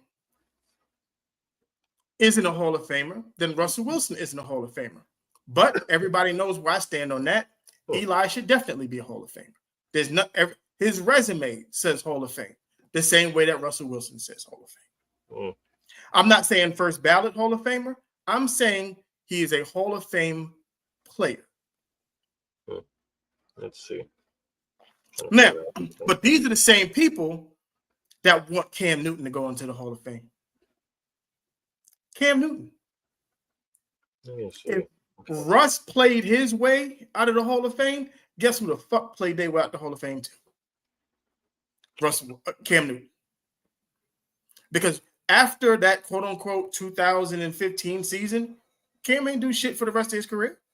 He ain't do shit. There was a lot of losing happening in Carolina. A lot. Like, what happens to quarterbacks or players when you leave a team, it's very rare that you leave the situation that was good that you started in and go to a better situation. That's very rare. That's odd that happens. And it's harder for a quarterback to be successful than it is for other positions.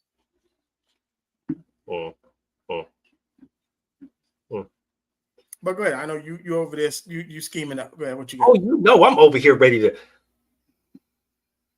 They said it's not called the Hall of Very Good, but the Hall of Fame. Oh, yeah. See, we're gonna get to see. Go ahead, brother. See, you're right. I'm slow walking this, but you're already there. Let's get it. Isn't that something? That's very hilarious. Just based off the career numbers that I'm gonna read you. Just go ahead and just tell me what you think. 140 games, 115 average, 50% completion percentage, 27,000 yards, 173 touchdowns.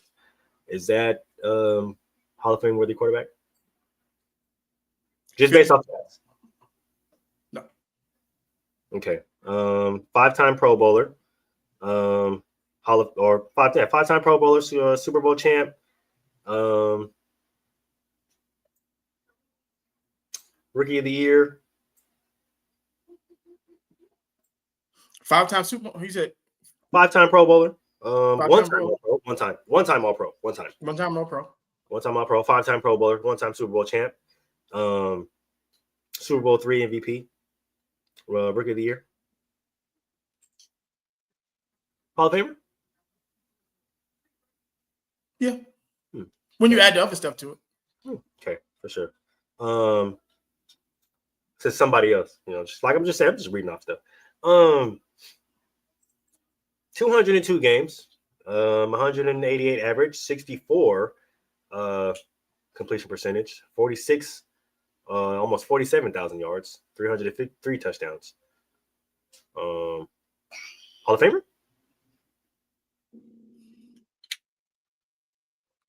Pro Bowls? What we got? All pros. We got, let me see. 5-time All-Pro. What is this? 1, 2, 3, 4, 5, 6, 7, 8, 9. I think 10-time Pro Bowler. Oh yeah, Hall of Fame.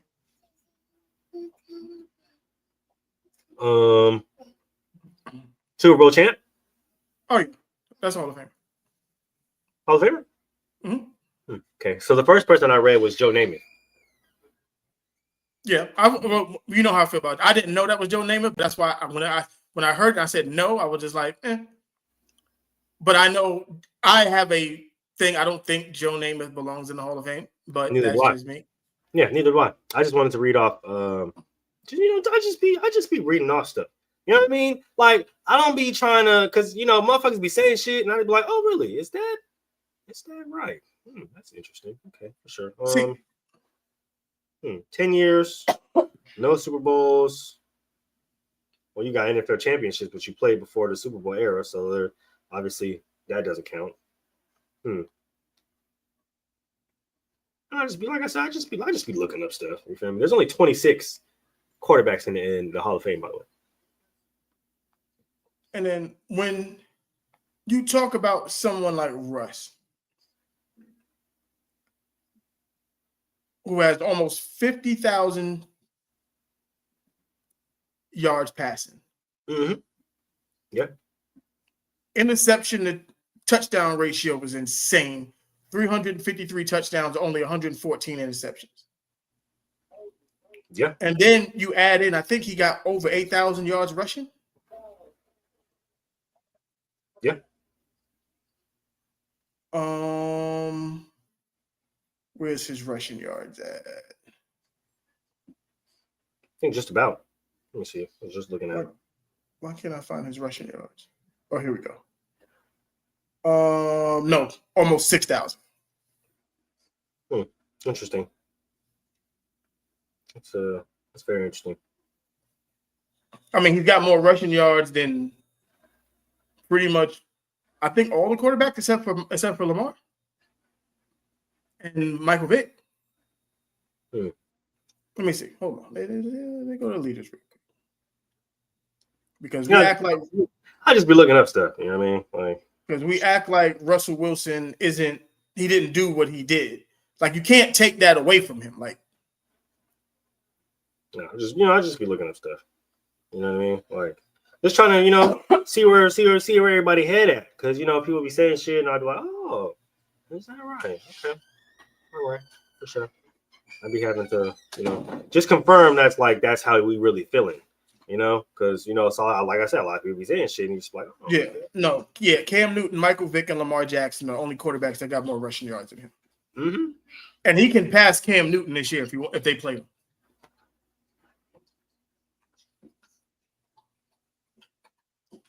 Like, so for all of the stuff that y'all want to talk about, dual threat quarterbacks and who Cam Newton is and who he was, and Russ was just as good. And he won. Played very well. He did it while winning. On top of that, he played very well in the Super Bowl, by the way. 18, 25, 206, 2 touchdowns. Could have made an argument for him being Super Bowl MVP, by the way. Oh, yeah, 100%. Where is his was it air yards? No, not that. Because no, it's what happened. See, what the problem with this conversation is that everybody likes to be disingenuous because you don't hold the same standard across the board when you're talking about who's a Hall of Famer and who's not a Hall of Famer. You sure don't. Because if that's the case, then y'all wouldn't talk that much about someone like Calvin Johnson. Because he hasn't did it for a long time. I said the same thing about Patrick Willis. Patrick Willis is not a Hall of Famer in my book. You played 6 years, dog. Eli was mediocre his entire career. If mediocre is winning 2 Super Bowls and beating Tom Brady twice to do it, sign me up for it. Well, you can't say if that's what we're judging it on, then a lot of quarterbacks in the Hall of Fame were mediocre and they made the Hall of Fame. Like Eli Manning's got more road wins than pretty much name your favorite quarterback. Eli Manning's got more road wins in the playoffs than him. Just saying. Like see, people don't understand. Mediocre. Yeah, like what is mediocre, dog? Like most quarterbacks, unfortunately, we've had this conversation too. There are only a handful of elite quarterbacks in the NFL, and the rest, everybody else, is just mid. Yeah. That's what it is. In the NFL right now, the elite quarterbacks, What? Lamar Jackson, and I hate to say this but it is what it is, just based off what everybody's saying, is Josh Allen. Patrick Mahomes isn't even an elite quarterback at the present moment. Thank you. You want to know what's funny? That's what I like to say mediocre, right? That's what we're using, right? We're saying mediocre. All right. Well, I love, like I said, people love to say the Hall of Fame is the Hall of Fame and not the Hall of Very Good. And Russ is mediocre and he never did. Okay, for sure. So I've seen Russ pass for 3,000 yards every single year in his career except last year. Led the league in touchdowns one time, right? Completion percentage constantly in the 60s, right? Over 60% of his passes his whole career, except this season right now, right? So if Russ is mediocre, right? Because I want people to stay at that point. If Russ is mediocre, right? And somebody who's only passed for over 3K, what's that? 1, 2, 3, 4, 5 times. Only over 3K 5 times. Has more 50% completion percentage years than he has 60%. But a lot of people hold more weight because he is a 3-time Super Bowl champ on a team that had Michael Irvin, Emmitt Smith, etc., etc. Is he not mediocre? No, because they don't look at it that way because they like Troy Aikman. And the reason why I brought that up is because Richard Sherman said the other night that Russ doesn't have that Super Bowl without the Legion of Boom. That's his words, not mine. His words. But this is where it gets nasty because football is a team game. Ask Lamar Jackson right now how he feels about his defense. Because his defense is giving up 40 points a game. 4-0. How about this? They gave up 41 points back-to-back weeks and gave up 38 last week. And they're losing games because the defense cannot hold their water. But yet and still, he gets the blame for it. Lamar can't win the game. It's not Lamar. It's Roquan Smith. It's Jair Alexander. It's Marlon Humphrey. Them niggas on that defense. Them niggas on the defense who can't stop a cold right now. They're the problems. I said mediocre, right? And like I said, I just be asking questions, man. Yeah, no, I get you. What I'm saying is what he did with very bad teams, when he had decent teams, they went to the playoffs, and he produced in the playoffs. Wait. Season to season stats, he was like barely above 500. Are we talking about team success? He's talking about the team record. His rookie season 11-5, sophomore season 13-3. After that, 12-4, 10-6, 10-5, 9-7, 10-6, 11-5, 12-4. What are we talking about? Because I think what happens, I think 2 of the years that they went to the playoffs, they were like 8-8 or 9. They didn't win the division, nothing like that. Like, and that's not his fault. That sounds like what are we talking about? Like I said, and they were dealing with injuries. They were dealing with injuries and shit. And a lot of those losses came late in his career when the team was really bad. Like his last year in Seattle, he only played 14 games and it went 6-8. Oh no! He's talking about Eli. Or Eli? Yeah. I still don't even believe. Yeah, no, he's talking about Eli. But you know what I'm saying? But at the end of the day, especially quarterbacks are judged on what you do in the playoffs. Well, the 2 years that he went 8-8, they won the championship. They won the Super Bowl. Yeah, that's what I mean. So you can't be mediocre if you go on an astronomical playoff run and win the championship. Well, I mean, that's what he's saying. He's just basing it off of the record during the regular season. Yeah, and it's like even then, like 11-5 his sophomore season, 8-8, 10-6, 12-4, 8-8, 10-6, 9-7, 9-7. Those are majority like above 500. It's not even right above 500. Like right above 500 is like 8-7. Yeah, and I think when Eli retired, I think his record was exactly 500. His record is exactly 500 when he retired, which isn't bad. But right, it's like, but I think that's what he's trying to say. He was mediocre because the team's record was 500. And like even then, like I'll go back. Look, ask Dan Marino whose career would he rather have, his own or Eli's? And like I said, I'll go back. Terry Bradshaw, Hall of Famer, 3-5, 5-8. He went 11-3 once, 8-1, 5 and like the nigga wasn't good at all. Like, yeah, didn't Joe Namath have a losing record over his career? That nigga had a losing record as well, and he only completed 50% of his passes, which is ass. Terry Bradshaw completed 51% of his passes, which is worse. I mean, different time and era. Them niggas was fucking people up.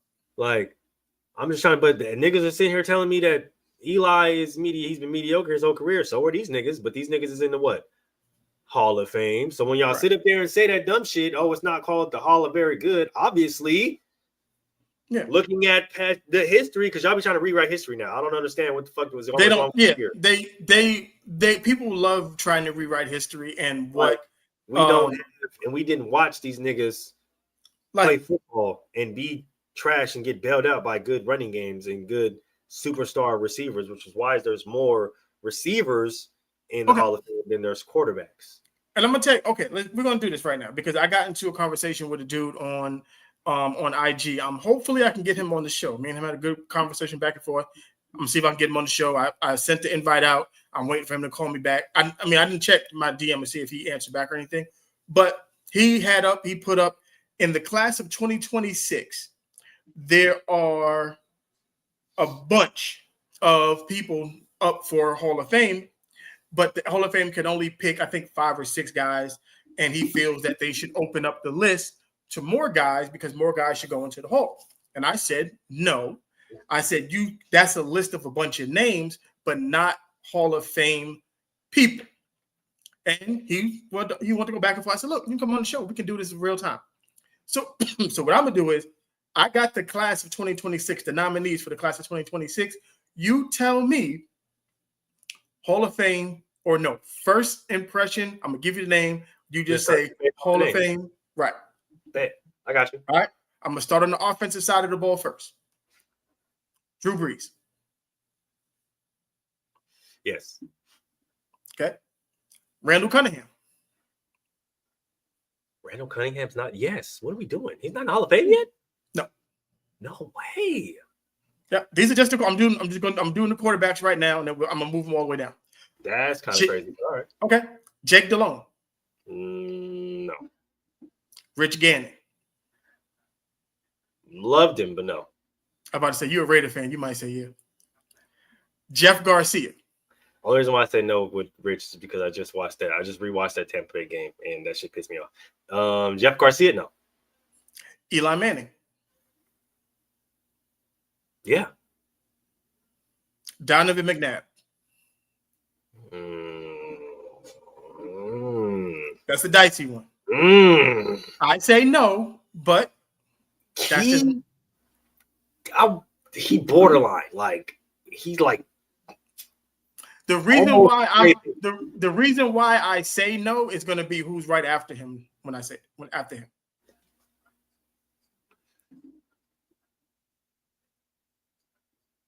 I'm gonna say no. Okay, me too. Steve McNair. Yeah. Yeah. Damn.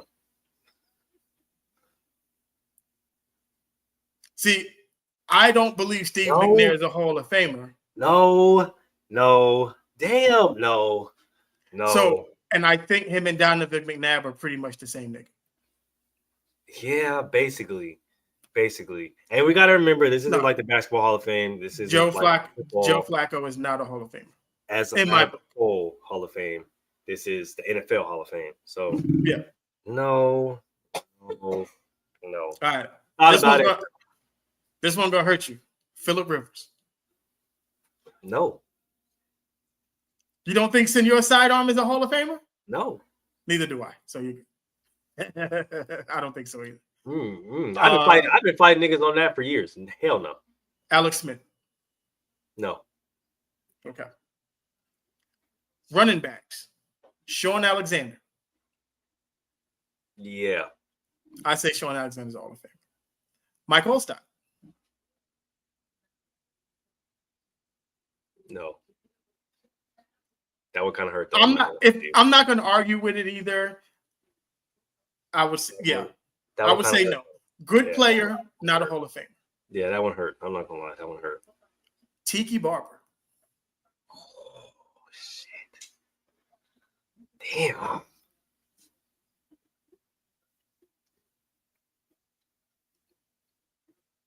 I'm gonna say no. Look. Yeah, no. I don't think Tiki's Hall of Fame. I don't. His brother was not. Rondé for sure. Rondé for sure. No, not Tiki. No. Okay. Now this one, Larry Centers.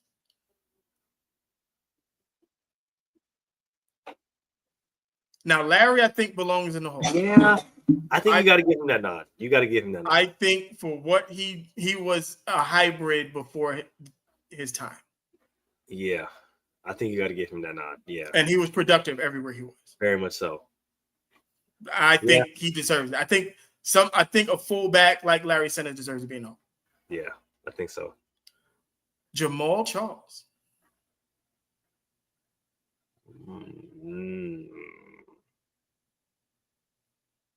I say no. No. He was hot for a couple years. Yeah, not a Hall of Fame. Sure. Yeah, no. Corey Dillon. No. Wait. I'm teetering on Corey Dillon. I think Corey Dillon. Yes. I think people forget how good he was, not just on the Patriots, but on the Bengals.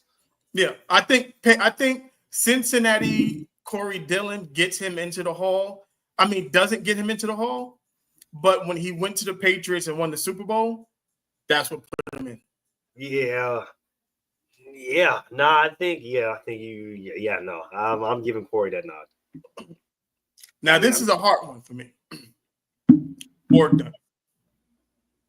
Damn it. I think Warrick Dunn's a Hall of Fame. I think he is too, just based off the work. At his size and all the shit that he did.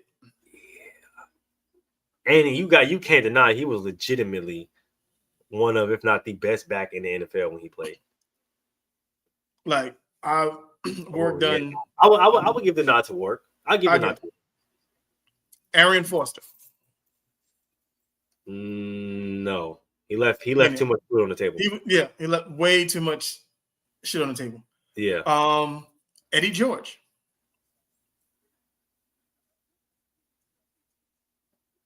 I say no. Great player. Good player. Great player. Most definitely good player. No. Really good coach, though. Good coach. Very good. Now, this is the controversial one. Everybody should know how I feel about this one. Frank Gore. Frank Gore? I don't think he can get into the Hall of Fame based off longevity.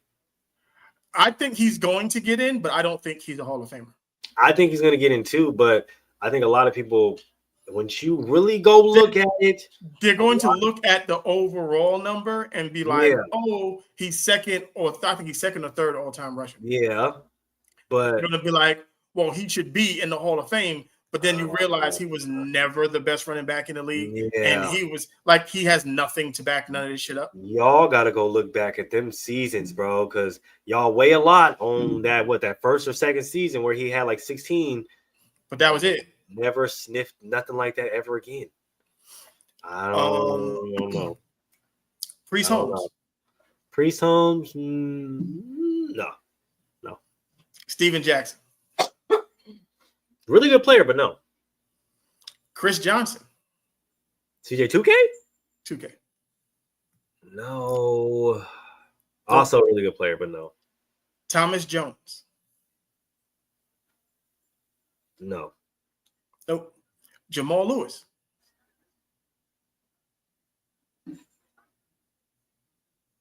I don't think he's Hall of Famer. Did J. Lou win a Super Bowl? Jamal Lewis? Yeah. With the Ravens? With the Ravens.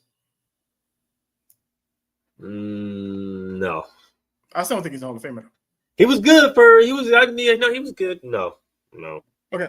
Now the next two, let's see. Marshawn Lynch. I feel like, and I see, Marshawn gets in on the fame part. Marshawn, the middle of Marshawn of Seattle Seahawks, Marshawn gets him into the Hall of Fame. I think that's where I always stood with Marshawn is, and I know a lot of people have been really shaky about him in his Hall of Fame and his Hall of Fame status, but where I've always stood on this is there aren't very many people that can cause an earthquake during a football play. But that's why I said the fame part is where he gets it. He's for me. I don't know if he gets in or not. I'm just saying. Yeah. It's just like you said, the fame part, but like that's a different level feat that we've never seen of or heard of before. Like that's a Hall of Fame level feat to cause a legitimate earthquake. To me, he's got enough moments. Yeah. I think that's the biggest factor, right? Like he has enough memorable moments to where it's like you can't. You remember when we said last week, you're a bona fide Hall of Famer if you can't tell the story of football without him. There you go. That's why I said the fame part of it is like, can you tell the story of football without this person, or do they have a chapter or a paragraph in the story? Marshawn definitely has a paragraph in the story. Yeah. Yes, he has a few of them. And yeah. LaShawn McCoy. No. I don't think so either. No. One of my favorites growing up, Eric Metcalf. Damn, great player, but no. Not a Hall of Famer. Legend, no. Now, this one, this is a unanimous hell yeah for me. Lorenzo Neal. Yeah. That's not even a thought, because if you know moment. Legitimately. That's if you know ball and you know football, and if you was around at that, that's it. If you know moment. Yeah. Fred Taylor. Damn. I'm 50-50 on Fred. I'm so on the fence, and I've been on the fence about Fred, bro. The whole man. I would say yes. Not first ballot, but I don't think this is his first ballot or anything like that. But I would say yes. I feel like he, depending on who else, what other, I would put him in before I put Frank Gore in. Mm-hmm. I think I would. No, I definitely would. Not even gonna lie to you, because like I said, if you can make a case for them to at least have been the best at their position. That Jacksonville Jaguar team was special. Oh, most definitely. Like I said, if you can make a case for them, for the player to where they were legitimately the best at their position, then yeah, I think they have a case. Ricky Waters. No. 50-50 on Rick. I think he got a good shot in my eyes. I think he has a shot, but I don't think he gets in. Okay, then we get to the wide receivers. This one is gonna be, we might have to do two shows because we're running on 2 hours right now. Yep. The receivers, this is a stacked fucking list with the wide receivers. Aye. Starting with Anquan Bolden. I feel like based off his comeback, yeah. I say he's the Hall of Fame. If you're asking me, Anquan Bolden's the Hall of Fame. Based off his comeback and what he produced after the injury, yeah. Donald Driver. No. No. This is where it gets. We're gonna go on a run right now. It's gonna get nasty. Larry Fitzgerald. Yes. Torrey Holt. Yes. Chad Johnson. Yes. Brandon Lloyd. Oh, OBJ before OBJ. Good player. I don't think he's a Hall of Famer. Yeah, great player, but no. Brandon Marshall. Yeah. Derek Mason. I don't think people know how good Derek Mason I don't think people remember how good D Mace was. Damn. I say yes. I'm gonna say yeah. Damn. Herman Moore. No. If Calvin Johnson asked in the Hall of Fame, Herman Moore asked him to belong in the Hall of Fame. Also true though. That's a valid point. I'm not arguing that one. I'm not arguing with that one. That's all I'm saying. I'm gonna say yes, Herman Moore. Muhsin Muhammad. Close, but no. Close, but no. I agree. Jordy Nelson. Ooh, damn. I think he's 50-50 too. Yeah. That's on the fence. I think he gets the nod, but yeah, that's touch or go right there. All right. Now, this run that we about to go on, crazy. Jimmy Smith. Damn. Yes. I say yes. Rod Smith. No. Really? I think Rod Smith's a Hall of Fame. I think it's close, but I don't think he gets in. Okay. Steve Smith Sr. Yes. Definitely a Hall of Famer. Hines Ward. Yes. Definitely a Hall of Famer. Reggie Wayne. Yes. Definitely a Hall of Famer. Wes Welker. Yes. Wes Welker is a Hall of Famer. Roddy White. No. Tight ends. We'll speed this up.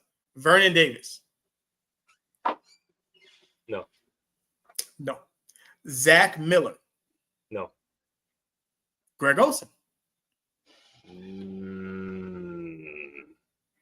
I say good player, not a Hall of Famer. I was gonna say he had a few good ones, but no. Wesley Walls. That is a name from the man. Look, that's a name and a half right there. But no, not a Hall of Famer. No. Delaney Walker. Delaney Walker was that nigga for like 4 years. He was nice. Not a Hall of Famer. Jason Witten. Yes. Definitely a Hall of Famer. Okay, I got one more thing I want to get to before we get to these picks. I want to recap some of the games from last week, but we're on 2 hours. It's just fucking crazy. Yep.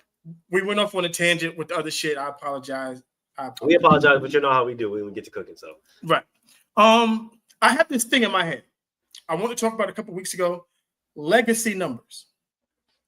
Do you think the NFL should get away, or teams should get away from retiring numbers and have legacy numbers? And what I mean by legacy numbers is this. It's kind of like how the Cowboys have 88. When the wide receiver comes in, but they feel like he's going to be that guy, you wear 88. Okay. No, I got you. Okay, I got you. I for surely got you. I got you. I think that is definitely like the Detroit Lions. If I was the Detroit Lions, I would give Jahmyr Gibbs 20. I think that's definitely, because we did that at my high school. We had a quote unquote legacy number. Like I said, one of my good friends, his older brother, was legitimately that guy. So like to wear his number 10, you had to be that guy. The only other person that got to wear it was his little brother. So right, and it's kind of like, you know, how what's the Abdul Carter wanted to wear 56 Mhm. with the Giants. I'd have been like, cool, you can wear 56 because they drafted you high to be like Lawrence Taylor. Like that's what the goal is to be. If you played for the Falcons and you cornerback 1 and they feel like you him, you can wear 21. No one can wear 21 unless you him.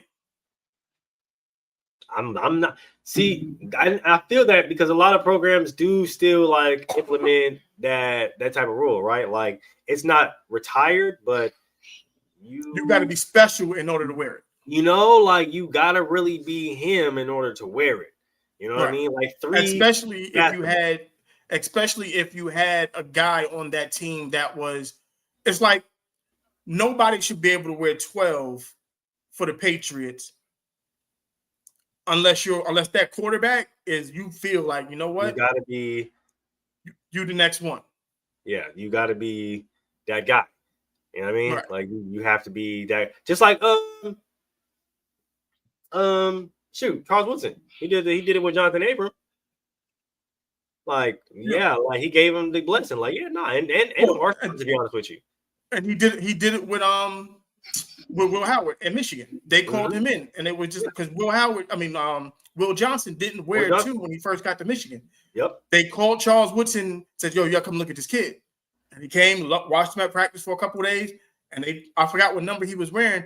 They took that shit off and gave him number 2 and said, "No, you're part of the legacy now." Yep, gave him that 2. Yep. Yeah. And I've always respected that more, honestly. Like the whole retirement number, put him in the rafters thing. I get it; it's cool, whatever the case may be. But like, I feel like legacy numbers hit harder. Like they hit. I think legacy numbers different level. I like the legacy number format. I think because it allows you now. You got to live up to something. Yeah, you know what I mean. Like obviously, we know like coming into certain like franchises or programs, like you're gonna have big shoes to fill, depending on the player that played there and was the biggest name. But like to not only be a part of that franchise, but to wear the number, it hit different. Like for example, right, the biggest example that everybody should point out, everybody always points out, right? Doesn't matter what sport, doesn't matter what team, it doesn't matter what environment. You got to be him before you put that 23 on. Yeah. Like it's like in football, if you play cornerback and you wear 21, everybody's like, he's probably you got to be him. Yeah. You wear 21, you wear 2, you know what I mean? Like if you're at you got that 2 on, everybody's expecting some Ed Reed type things. Right. It's like if you're a Giants wide receiver and you wear 13, you better be him. You got to be him. Yeah, you got to be him. Just like, and like I said, like it comes with the number, right? It comes with the number. Like I said, any sport, it don't matter because of what he put on the floor. It don't matter the sport. It don't matter the position. Before you put that 2-3 on, you better be that guy or that girl, whatever the fuck. You better be them though. Because that number, it holds weight. It's like in Atlanta. Like if Drake London is going to be, if you feel like Drake London is him, like, you earned that number 11. Yeah, you earn that. You earn that 11. You feel me? That's the reason why they don't have. You know what I mean? Like you gotta earn some things. You know what I mean? 80. I mean, you got Andre Rison, you got Julio. Like you got to figure out who's going to be that guy. Yeah. Because is there an 80 in San Francisco? And like I said, nobody should be allowed to wear that number. There you go. Like you know what I mean? unless you him, there's no one wears 80 on that team. Nobody. It's not retired, but it's reserved for special people. Just like 7 in Atlanta. Like watching the running back, and I can't think of his name, Bijan. Yeah. Where I'm like, you got that 7 on. Yeah. He's like, It's like, I prefer the quarterback, but if you're gonna be him, I'm not mad at it because the boy's nice. Bijan can wear that. Yeah, he's nice. So I ain't too mad at it. You know what I mean? But Yeah, I just think teams should have legacy numbers designated for those guys, for those special guys on the team. Yeah, I'm not mad at that. I like that. I like that better than putting the numbers in the rafters and making it so like they can't wear it again. Like I think it means more. Yep. All right. Let's get to these picks this week. Speaking of the Falcons, Commanders Falcons, game one. Game one, Commanders Falcons. Huh? Actually, that's really not game one. Game one is the Steelers and Vikings. Them niggas is in Dublin. Vikings. Taking the Vikings. Yep. Vikings. Yep, me too. All right. Commanders Falcons. Commanders. I'm gonna take the Commanders. Lions Browns. Browns. That Browns defense is sick. Mm-hmm. It They're is horrible against the Blitz. I because just don't trust. I do not trust. I still don't trust that offense. I'm gonna go Lions. I don't trust that offense, but I would not be shocked if the Browns win. I think the Browns are gonna win. Jaguars 49ers. Jags. I'm gonna stick, I think Purdy comes back this week. I'm gonna go with the 49ers. Even though Noodle Arm held the water. Yeah, he's been holding it down. I'm gonna go with the 49ers on that. Bears, Raiders here in Las Vegas. Raiders. Ashton Genty has a game this week. Ashton Genty has a game. Yep. I'm gonna go with the home team. Giants, Chargers. I think the Giants get their first win. I think they get their ass whooped. I think it looks real bad. I think it's gonna look like some straight shit. The Chargers gonna beat the dog shit out the Giants. I think the narratives are gonna start after this, right? Because it's pile on us. It's pile on us. I picked up Derwin James on my fantasy team just for this game. Yeah, I just think it's pile on Russ, pile on Russ, pile on Russ, and everybody's so wanting and so used to do that. So with the Giants going out and starting a rookie quarterback and them getting their first win of the season, it's just going to be more excuse to, again, pile on Russ. So I got the Giants. All right. The Dookie Bowl. 2 Dookie teams. Texans, Titans. The Texans is actually crazy. That's what you get for not drafting no lineman. CJ Stroud got to come out of it at some point. Yeah, that's true. Like, this is the game that CJ Stroud looks the part again. Yeah, I think this is his resurgence game, right? People kind of remember who he is. His reset game. Yeah, his nice reset game. Yeah, I'm gonna go Texans. They can't struggle forever. Yeah, I'm gonna go Texans as well. Not with that defense, you can't struggle forever. Bills and the Saints. Goodness gracious. I know. I hate picking the Bills. Yeah, Bills. It's gonna be like a 45-point win. Exactly. Eagles, Buccaneers, battle of the undefeated. What's crazy is there are Eagles fans right now, and I'm not trying to talk shit. So Eagles fans, relax. Okay, put your eagle claws back in their talons and put the fucking birds back in the cages. Okay, I'm not trying to talk shit. This is just what I've heard throughout the week. A lot of these niggas is nervous. They should be. A lot of them is nervous. I would feel a lot better if Mike Evans was playing, and Baker got like a sore arm. He's not 100%, but that's still not going to change my pick. Give me them goddamn Buccaneers. Man, dog, because look, a lot of people are worried about that guy right there, okay? They are worried about him, right? And as they should be. I was going to say, for good reason, for very good reason, but the Eagles have been scraping by for the past few weeks. I think this is the time that they take their first loss. I'm going to go with the Buccaneers. They are banged up right now, but they are banged up. The Buccaneers are banged up, but that's how much faith I got in Baker. Patriots, Panthers. Patriots. Panthers just came off a 30-0 win. They did. Their defense played really well, though. Defense played a lot better. Yeah, defense played really well. Man, really struggling.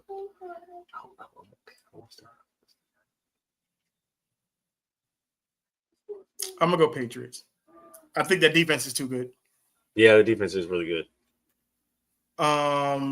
Rams, Colts. Can the Colts and Indiana Jones keep it going? Damn, I think this is when they take their first loss. I'm gonna go with the Colts. I don't think it's a bad loss though. I think it's like it's one of those losses to where it's like, damn, like they're still a really, really good team. I'm gonna go with the Colts. I think I'm gonna go with Indiana Jones. I think the Colts, they go to 4-0. I'm not mad at that. I'm gonna go Rams, but I'm not mad at that at all. All right. Colts start off 4-0. That's crazy. Now the Colts going 4-0 is starting off 4-0 is nuts. This game is very ill because we got two teams. They got the same record, but they feel like they are going in opposite directions. The Ravens are 1-2, but you feel like they should be 3-0. Most definitely. And the Chiefs are 1-2, and you feel like they should be 0-3. 3, most definitely. Yeah. I'm taking the Ravens because the Chiefs can't stop fucking nose. I'm taking the Ravens as well. I think at some point that defense got to wake the fuck up. Yeah. That defense, yeah, no. You guys got to be able to fucking stop something. They have to. And last point, Derrick Henry. Oh my fucking God. Just hold on to the ball. Dog, y'all remember the program? Y'all remember the program? That's what he needs. Dog, because we finna make you start carrying the fucking ball every goddamn where. Why the fuck is this ball on the ground? Stop fumbling the ball, bro. Hold on to the rock. Please. Because every single game, bro, 100 plus yards and then on the ground. Can't do it. Gotta be better. Gotta be better. Cowboys, Packers. Damn. Yeah, Packers. Yeah. Jordan Love. They're gonna have fun. That Cowboys secondary is trash. They're gonna have fun. And Micah gonna have a day. And Jerry was talking shit this week. Yeah, no. Give me the Packers. Yeah. Monday night game that features two winless teams. So somebody is going to leave here with a dub. Somebody gonna win. Jets, Dolphins. Jets, Dolphins. Is Justin playing? Let's see. Is Justin Fields playing? It's been 2 weeks, right? It's been 2 weeks, yes. He is still questionable for the game.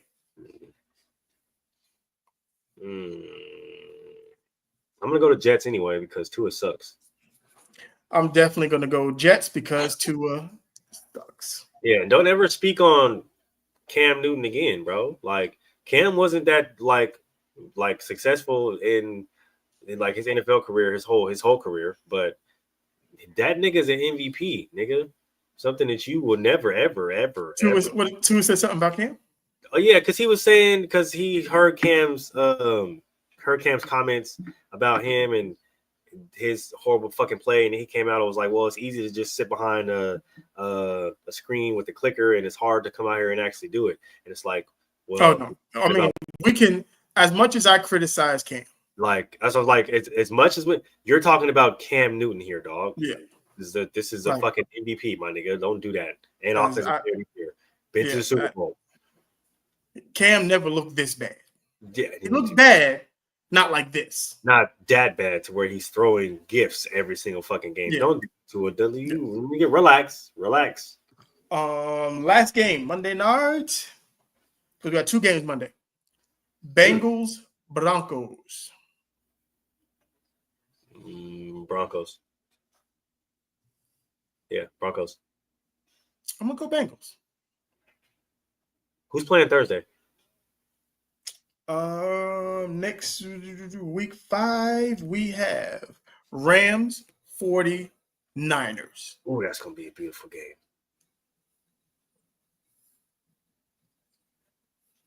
Give me the Rams just because my homie was talking shit the other day. I'm gonna take the Rams too. Yeah. All right. That's a long ass fucking show. Sorry about the fucking tangents and the bullshit, but that's it happens sometimes. Hey, It happens it most of the time, but that's just how we do. Hopefully y'all got something out of it. Shout out to was it Tamez in the comments? Yo, holla at me, man. If you want to jump in the show one day, have your opinions live on camera, so you ain't got to sit inside the chat. We welcome all guests, especially new ones. So, new guests, like, subscribe, continue to follow, tell a friend and tell a friend. We appreciate all our new fans, new guests, all that. Yeah, most definitely. Appreciate everybody for sliding through. Appreciate everybody for watching. If you was in the comments, we appreciate you for tapping in with us. Make sure you keep commenting, liking, subscribing. We'll keep bringing out this dope ass content. Remember, we're not gonna stop until we get that plaque in the back. So make sure you keep on coming back so we can keep on going up. Appreciate everybody. We're gonna see y'all next week. We'll see y'all next week. You know what to do. Yeah, come on, push your button. Push the goddamn button. Push the goddamn